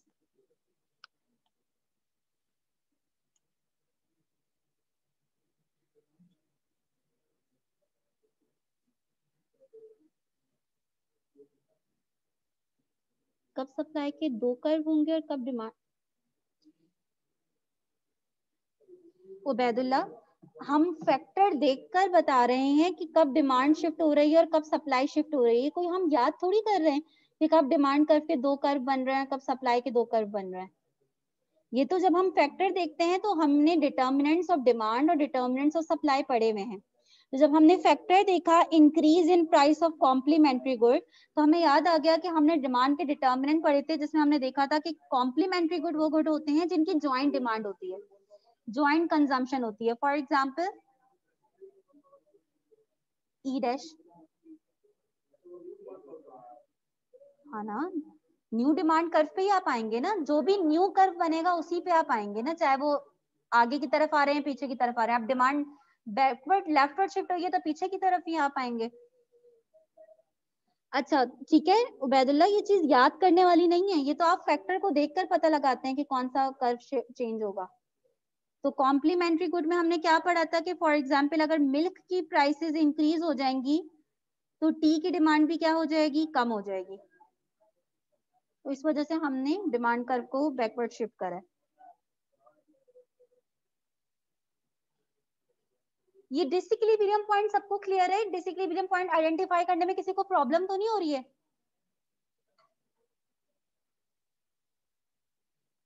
आगे बढ़े अगर आप लोगों ने इसको बना लिया तो। और लास्ट केस हमारे पास आ जाता है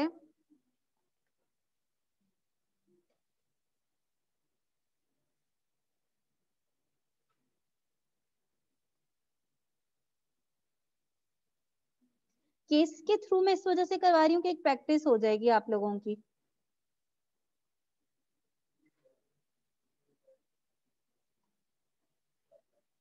सबसे पहले तो आपने ये देखकर ही पता लग गया, सब्स्टिट्यूट इन प्रोडक्शन लिखा हुआ है तो सप्लाई पे इफेक्ट आएगा।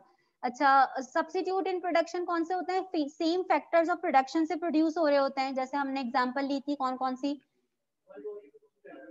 ट्यूबलाइट और एनर्जी सेवर की हमने एग्जांपल ली थी। तो एक की जब प्राइस इंक्रीज होगी तो प्रोड्यूसर उसकी सप्लाई इंक्रीज कर देगा और दूसरे की डिक्रीज कैसे होगी? क्योंकि फैक्टर्स ऑफ प्रोडक्शन डाइवर्ट होंगे आपके। तो इट मीन सप्लाई क्या होगी इस केस में, इंक्रीज या डिक्रीज? डिक्रीज होगी ना।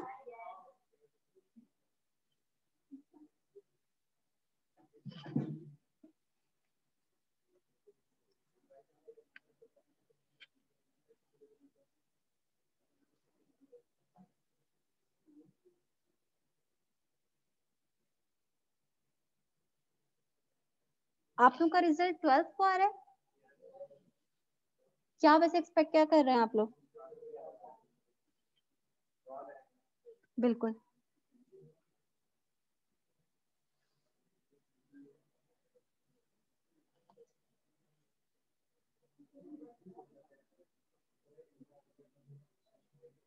लेकिन बस जो आप लोगों की एएफसी के वक्त जो रूटीन थी पढ़ाई की, आपने उसको फॉलो नहीं करना, ठीक है ना। अब आपने उससे डबल से भी ज्यादा पढ़ना है, क्योंकि एएफसी लेवल बिल्कुल अलग है और कैफ बिल्कुल अलग है, ठीक है। तो कुछ स्टूडेंट्स पता है क्या करते हैं, बोलते हैं हम तो लास्ट में ही बैठा करते थे, हमेशा हमने लास्ट में बैठे हैं और हमने क्लियर कर ली है एएफसी।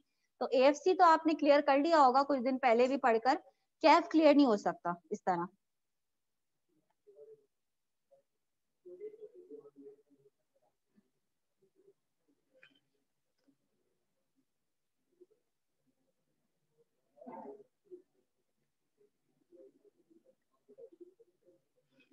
हाँ भाई, सप्लाई कर्व कहाँ शिफ्ट हो रहा है?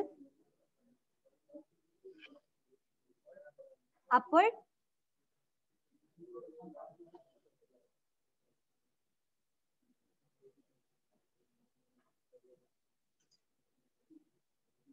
सेम प्राइस पर हमने सप्लाई क्या कर दी अपनी, कम कर दी। इट मींस ये डिसइक्विलिब्रियम पॉइंट होगा।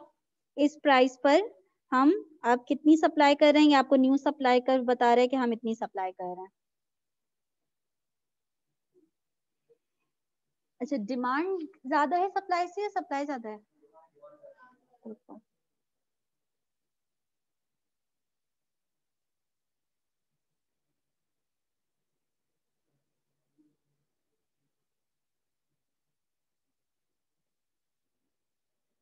अब आप देखेंगे कि एंड में जो इक्विलिब्रियम पे इम्पैक्ट आएगा वो प्राइस और क्वांटिटी का अपोजिट डायरेक्शन में होगा, क्योंकि सप्लाई चेंज हुई है।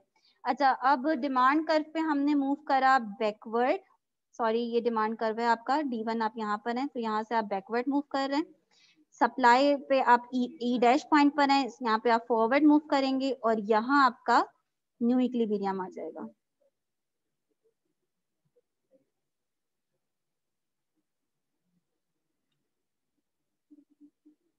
तो इक्विलिब्रियम प्राइस के कंपैरिजन में हमारी प्राइसेस इंक्रीज हो गई हैं लेकिन क्वांटिटी डिक्रीज हो गई है।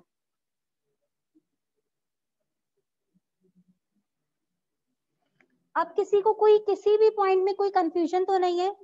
हर पॉइंट क्लियर हो गया है सबको?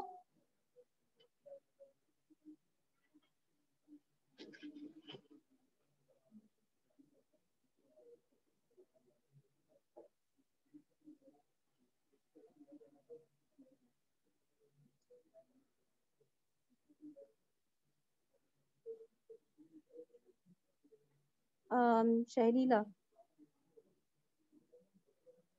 बिल्कुल ठीक बनाया शनीला।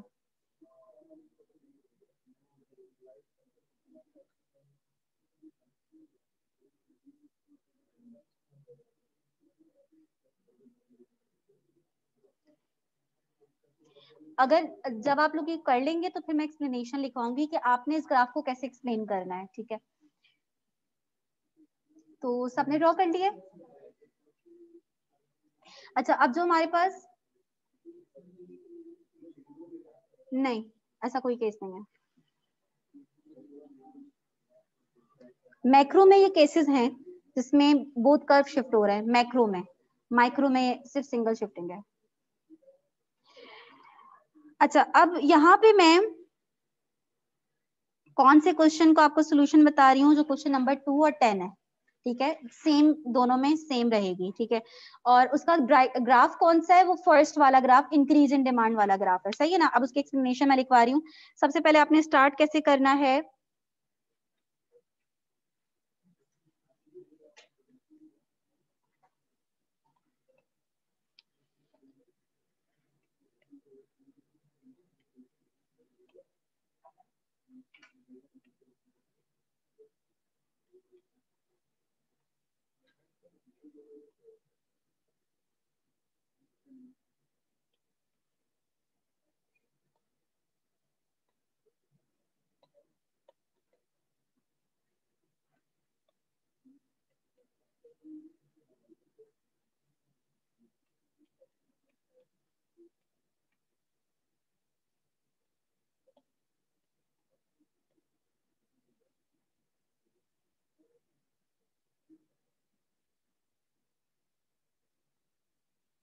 मैं यहाँ पे अगेन ग्राफ बना रही हूँ ताकि प्रॉपर क्वेश्चन की ड्राफ्टिंग हो जाए।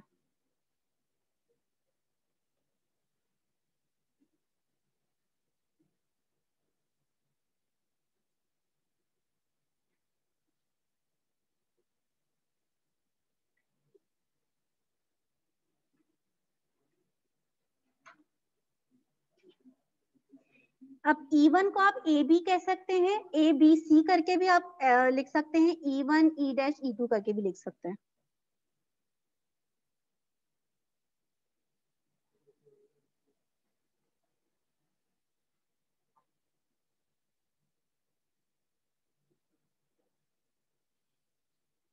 क्या मसला है तुम लोगों को,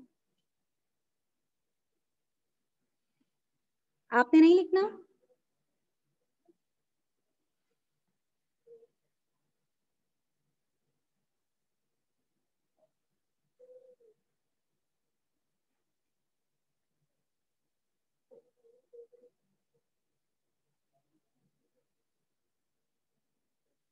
आप इस तरह मूवमेंट भी दिखा सकते हैं और एरो भी बना सकते हैं, जैसे आप ये इस तरह का एरो भी बना सकते हैं, ठीक है। अगर आपको मूवमेंट नहीं दिखानी तो आप एरो दिखा दें कि ये आप बैकवर्ड आप जाएंगे और यहाँ पे फॉरवर्ड जाएंगे।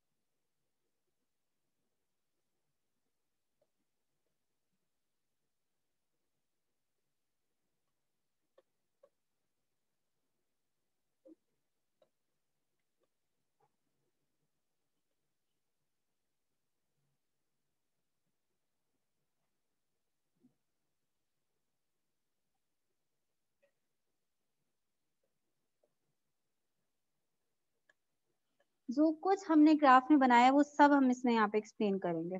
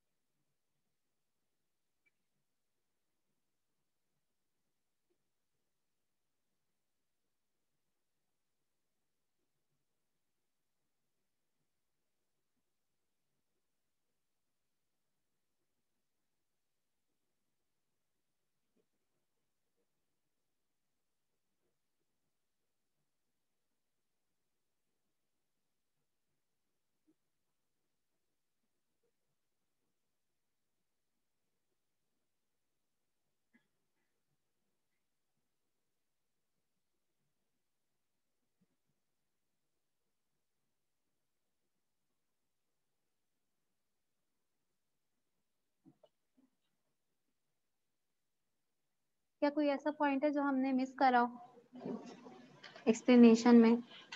हमने डिसिक्लिबियम पॉइंट भी एक्सप्लेन करा है, इवन डिसिक्लिबियम पॉइंट पे क्या हो रहा है सब कुछ आपने एक्सप्लेन करा है, इक्विलिब्रियम से डिसिक्लिबियम तक। जी ग्राफ शो कर दूं? वही फर्स्ट ग्राफ है, अभी सब लिख लें जरा फिर मैं शो कर देती हूँ। जूम आउट कर देती हूँ बट पता नहीं क्लियर।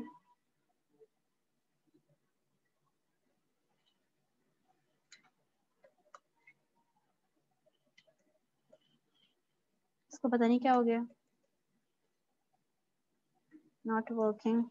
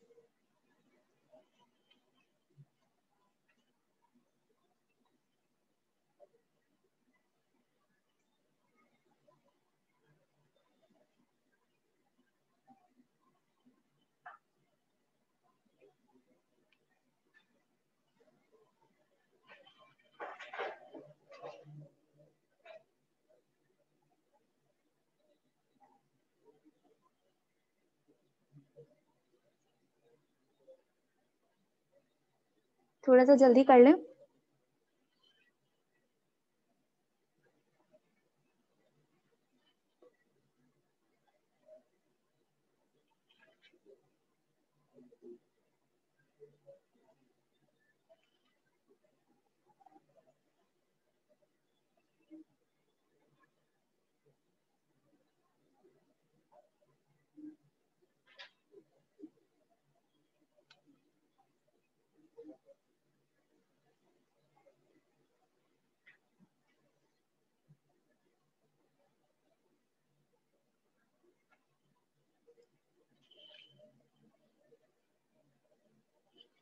अच्छा, जिन स्टूडेंट्स ने कर लिया है और उनके पास इस वक्त नोट्स हैं, आप जरा लास्ट पे आए और चैप्टर 2 के जो एमसीक्यूज है ना उन्हें ओपन कर लें।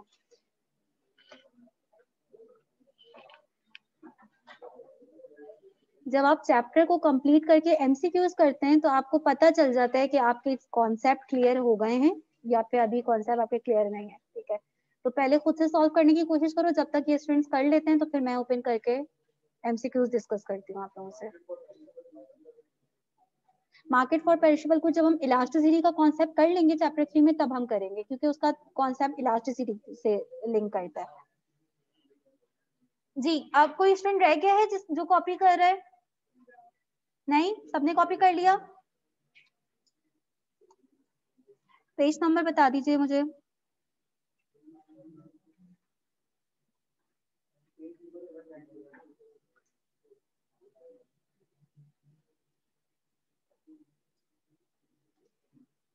अब इसमें निशान लगे हुए हैं।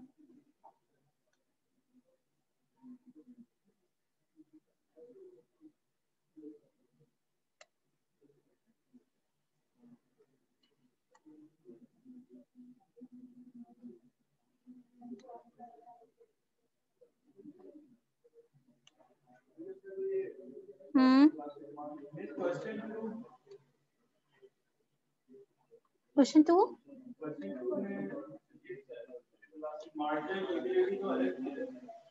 मैं बताती हूँ। हाँ, आप यहाँ से कोई कुछ पूछ रहे हैं?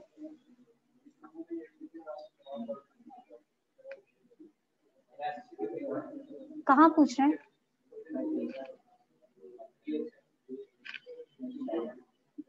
आते हैं, हम बात करते हैं। देखो, सबसे पहले फर्स्ट एमसीक्यू पे आ जाए।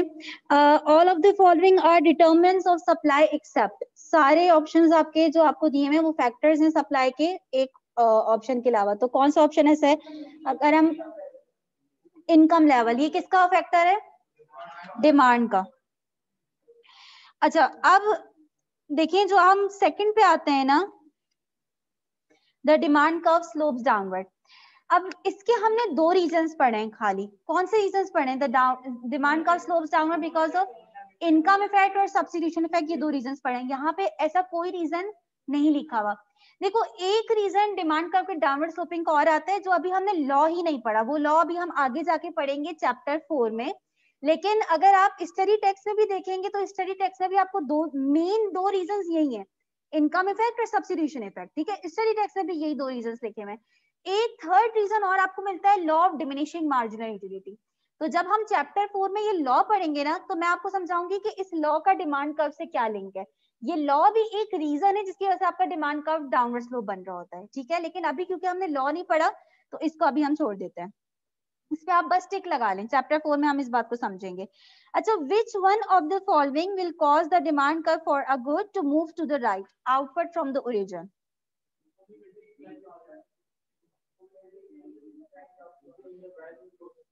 एक second, increase in price of complementary good, ये कौन कह रहे हैं? अभी मुझे आवाज आई थी ना, कॉम्प्लीमेंट्री गुड की प्राइस बढ़ा दें। तो कॉम्प्लीमेंट्री गुड की जब प्राइस इंक्रीज हो जाएगी तो हमारी प्रोडक्ट की डिमांड क्या हो जाएगी? तो डिमांड का कहाँ शिफ्ट होगा? तो कौन सा ऑप्शन ठीक है? D option, an increase in the price of a close substitute good. अच्छा, suppose there is excess supply in a market and the price decreases, which of the following combinations of events will occur? अब आपने यहाँ पे आप देखे ही ना, वैसे ही बताएं, जब प्राइस डिक्रीज होती है तो क्वांटिटी डिमांड क्या होती है? इंक्रीज, और क्वांटिटी सप्लाई डिक्रीज। अच्छा, यहाँ पे कौन सा ऑप्शन पे ठीक है? A option, there will be a fall in quantity supply and rise in quantity demand, यही ऑप्शन ठीक है। अच्छा, अगर ये ऑप्शन हम सी देखें, there will be a fall in supply and a rise in quantity demand, इसमें क्या प्रॉब्लम है? ये क्यों नहीं सही है? फॉल इन सप्लाई वो तो शिफ्ट बता रहे हैं और हम मूवमेंट की बात कर रहे हैं। ठीक है। अच्छा, when the price of a good is held above the equilibrium price, the result will be, हाँ जी, सब इस बात पे एग्री करते हैं? इक्विलिब्रियम से प्राइस ऊपर होगी तो हाई प्राइस पर सरप्लस हो रहा होता है। अच्छा, the demand for and supply of a good are in equilibrium and indirect tax is levied on the good, which one of the following will show the new equilibrium? indirect tax के लगने से supply पे क्या impact पड़ता है? Supply कम हो जाती है। सप्लाई कर्व कहाँ शिफ्ट होगा? लेफ्टवर्ड। तो shift in the supply curve to the left. ये सारे एमसीक्यूज वो हैं जो कि कुछ मैंने पास्ट पेपर में जो आपके आते रहे हैं, ठीक है, डिफरेंट ईयर्स में, वहां से मैंने लिए हैं, और कुछ आपके डिफरेंट जगहों से जो है वो मैंने कलेक्ट करे। तो इनको करने का मतलब ये कि पास्ट पेपर के जो एमसीक्यूज आते हैं वो भी आपके कवर हो जाएंगे यहीं से। अच्छा, the following are causes of shift in demand except the one. सिर्फ प्राइस फैक्टर वो है जिसकी वजह से डिमांड का शिफ्ट नहीं होता, तो चेंज इन प्राइस यहाँ पे सही होगा। अच्छा, ये सबको समझ में आ रहा है? ये सिर्फ कुछ स्टूडेंट्स ही रिस्पॉन्ड कर रहे हैं? सबको क्लियर हो रहा है? ये किसी को कंफ्यूजन तो नहीं है इस वाले में? Which statement is true of a curve with a constant slope? अच्छा, जिस कर्व का कांस्टेंट स्लोप होता है वो कैसा बन रहा होता है आपके पास? Straight line. तो ये तो स्ट्रेट लाइन। अच्छा, demand for a factor of production is called? सारे कॉन्सेप्ट रिवाइज हो रहे हैं, वही जो हमने पढ़े हैं। अच्छा, अब ये जरा देखिएगा, if peas and beans are substitute of each other, an increase in the price of peas will. ठीक है, अब देखें कि अगर पीस की प्राइस इंक्रीज होगी तो पीस की प्राइस के इंक्रीज होने की वजह से जो है वो बीन पे क्या इम्पैक्ट पड़ेगा, बीन की डिमांड इंक्रीज हो जाएगी। जब बीन की डिमांड इंक्रीज होगी तो डिमांड के इंक्रीज होने की वजह से इन द एंड बीन की प्राइस भी आपकी इंक्रीज हो रही होगी। अच्छा, अब इसके सारे ऑप्शंस देखते हैं। फर्स्ट ऑप्शन है increase the price quantity of beans demanded, बिल्कुल ठीक ऑप्शन है ये। पीस एक्सपेंसिव हो जाएगा तो बीन्स की डिमांड इंक्रीज हो जाएगी। बी ऑप्शन है increase the price of beans and the quantity sold, जब बीन्स का डिमांड का राइटवर्ड शिफ्ट होगा तो in the end price increase होगी ना शॉर्टेज की वजह से। क्या ये आप लोग सोच सकते हैं ना, जब प्राइस इंक्रीज होती है तो क्वांटिटी सप्लाई भी क्या होगी आपकी बीन्स की, इंक्रीज होगी। तो क्या बी ऑप्शन ठीक है? बी ऑप्शन भी ठीक है, बी ऑप्शन भी ठीक है, ए ऑप्शन भी ठीक है। सी में क्या लिखा हुआ है, decrease the quantity of peace sold, जाहिर है उसकी सप्लाई बढ़ेगी तो इसकी सप्लाई कम हो जाएगी। तो क्या ये तीनों ऑप्शंस ठीक है? It means all of the above. तो यानी आपने अगर all of the above option है तो आपने पहले तीनों अच्छे से पढ़ने हैं कि बाकी सब भी ठीक तो नहीं है। A substitute is a good that can be used in place of another good. Acha, during the year, a flood destroys significant portion of agricultural land used to produce rice. What would be the short-term effect on supply diagram for rice? तो आपकी unfavourable weather condition है, आपकी environmental condition है जिसकी वजह से supply decrease हो जाएगी और आपका सप्लाई लेफ्टवर्ड शिफ्ट होगा। अच्छा, a movement along a supply curve is caused by a price की वजह से सप्लाई कर्व पे मूवमेंट होगी। ए ऑप्शन ठीक है। If the government sets the maximum price of a product below the market equilibrium price, it will lead to excess supply, excess demand.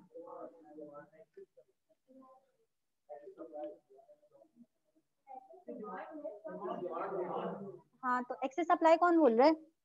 Equilibrium से नीचे price set करिए ना, तो जब इक्विलिब्रियम से प्राइस कम होगी तो लो प्राइस पे डिमांड ज्यादा होगी ना सप्लाई से, इट मींस शॉर्टेज होगी, एक्सेस डिमांड।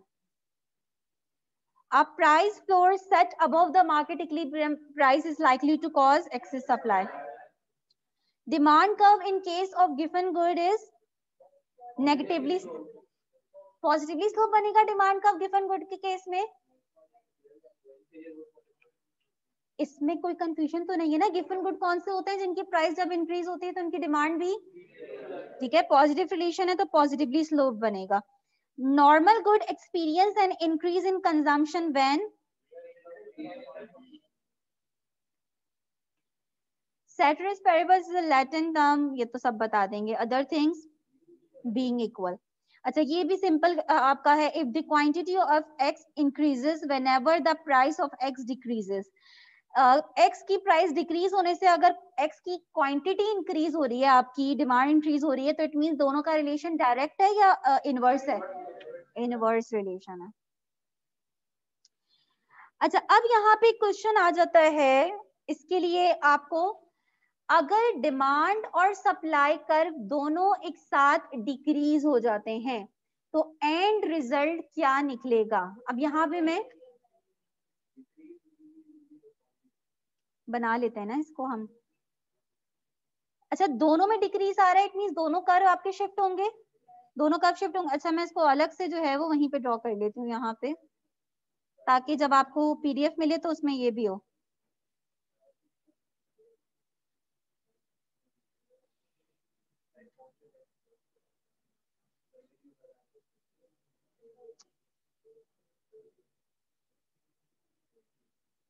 बना के देखें आप लोग, वैसे किसका चेंज 100% आपको पता है कि हाँ ये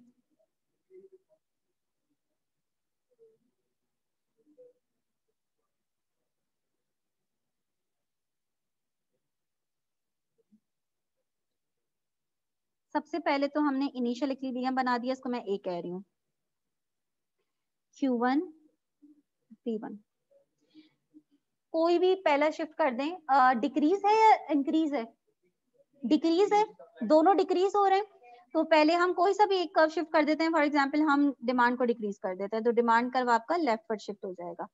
अब आपने यहाँ पे दोनों कर्व जब शिफ्ट हो रहे हैं तो यहाँ पे आपने डिसइक्विलिब्रियम पॉइंट नहीं दिखाए, क्यों? क्योंकि फिर बहुत सारे पॉइंट्स हो जाएंगे ना, तो आप लोग कंफ्यूज हो जाएंगे। तो इसमें फाइनल पॉइंट ही आप दिखाएं, इसमें आप डिसइक्विलिब्रियम पॉइंट पे नहीं जाए। दिखा तो जा ही सकते हैं हम कि ए से आप इस पॉइंट पे आएंगे, फिर प्राइस डिक्रीज होगी तो आप इस पॉइंट पे आएंगे, लेकिन फाइनल पॉइंट आपका कौन सा होगा?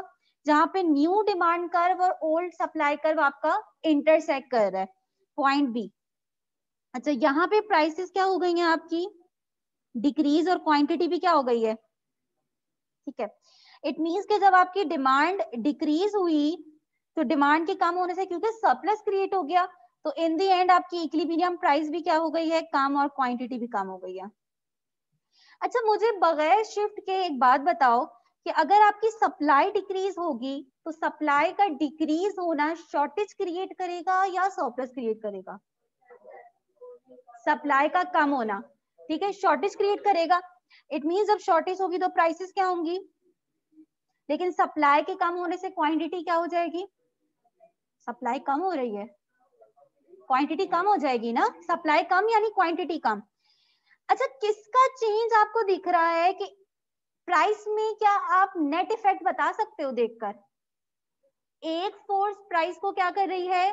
डिक्रीज, और दूसरी फोर्स प्राइस को इंक्रीज कर रही है। अगर आप दोनों को सेम मैग्नीट्यूड से चेंज करते हैं तो ये क्या पॉसिबल है कि नेट इफेक्ट प्राइस का क्या हो जाए? जीरो। तो प्राइस इफेक्ट आप क्लियरली नहीं बता सकते कि प्राइस पे अगर कोई चेंज आएगा भी तो क्या आएगा, ठीक है ना। इट मींस कि किसका चेंज हमें क्लियर दिख सकता है? क्वांटिटी का। क्वांटिटी हर हाल में क्या होगी? डिक्रीज होगी। दोनों डिक्रीज करना है क्वांटिटी को। अब हम कर्व बना के भी देख लेते हैं इस बात को। ये मेरा न्यू कर्व आ रहा है, क्योंकि मैंने सेम मैग्नीट्यूड से चेंज करा है तो दिख रहा है कि आपकी सेम जितनी प्राइस पहले थी, P1 ही प्राइस थी ना पहले, उसी प्राइस पे आ गए हैं, लेकिन क्वांटिटी क्या हो गई है? डिक्रीज। तो अगर इनिशियल क्वांटिटी से हम कंपेयर करें तो हमारी क्वांटिटी तो क्या हो गई है? कम हो गई है। लेकिन अगर हमने सेम मैग्नीट्यूड से चेंज किया तो प्राइसेस वही प्रीवियस लेवल पे आ गई हैं। तो प्राइस का चेंज हमें कंफर्म नहीं है, लेकिन क्वांटिटी का चेंज हम कंफर्म बता सकते हैं कि क्वांटिटी क्या हो जाएगी? डिक्रीज हो जाएगी। तो यहाँ पे कौन सा ऑप्शन ठीक होगा? A decrease in the equilibrium quantity. अच्छा, the demand curve shows the relationship between the quantity demand for a commodity over a given time and schedule। आपको इन्हीं दो के रिलेशन बता रहा होता है, कर्व भी और शेड्यूल भी। अच्छा, इसी तरह a supply schedule shows the relationship between quantity supply of a commodity over a given time and the price of a commodity. The intersection of market demand and supply curves for a given commodity determines। हाँ, ये बताएं। All of the above है? क्या option ठीक है?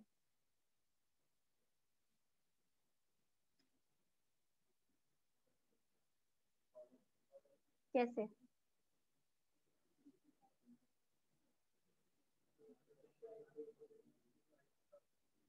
यही explain करेंगे।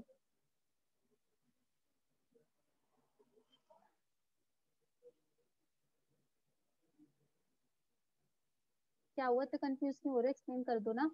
Equilibrium पे क्या डिटरमिन हो रही होती है? जो प्राइस होती है उसको हम क्या कहते हैं? Equilibrium price. क्वांटिटी को हम क्या कहते हैं? Equilibrium quantity. इक्विलिब्रियम प्राइस और क्वांटिटी डिटरमिन हो रही है। इक्विलिब्रियम पे क्या किसी तरह का कोई शॉर्टेज या सरप्लस हो रहा है? कोई नहीं हो रहा, तो यानी तीनों ऑप्शन ठीक है ना। अभी भी कंफ्यूज हो? क्या क्या कंफ्यूजन है? ये डिमांड और सप्लाई है, ये इक्विलिब्रियम है। इस इक्विलिब्रियम पे जो प्राइस डिटरमिन हो रही है उसे हम क्या कह रहे हैं? Equilibrium price. और जो क्वांटिटी डिटरमिन हो रही है उसे हम, तो फर्स्ट ऑप्शन क्या है कि क्या डिटरमिन होता है? Equilibrium price of the commodity, equilibrium quantity of the commodity. Third क्या है? The point of neither surplus nor shortage for the commodity. ना ये सरप्लस बता रहा है, ना ही ये शॉर्टेज बता रहा है। तो क्या इस पॉइंट पे हमें पता चल रहा है कि डिमांड सप्लाई से ज्यादा है, सप्लाई डिमांड से ज्यादा है? नहीं, दोनों इक्वल है, तो ना ही सरप्लस है ना ही शॉर्टेज है।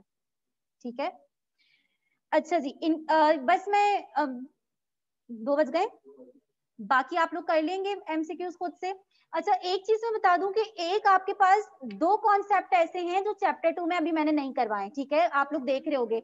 एक है मार्केट फॉर पेरिशेबल गुड, उसका कनेक्शन क्योंकि नेक्स्ट चैप्टर के साथ है इलास्टिसिटी, तो जब हम वो समझेंगे तो हम ये कॉन्सेप्ट समझेंगे।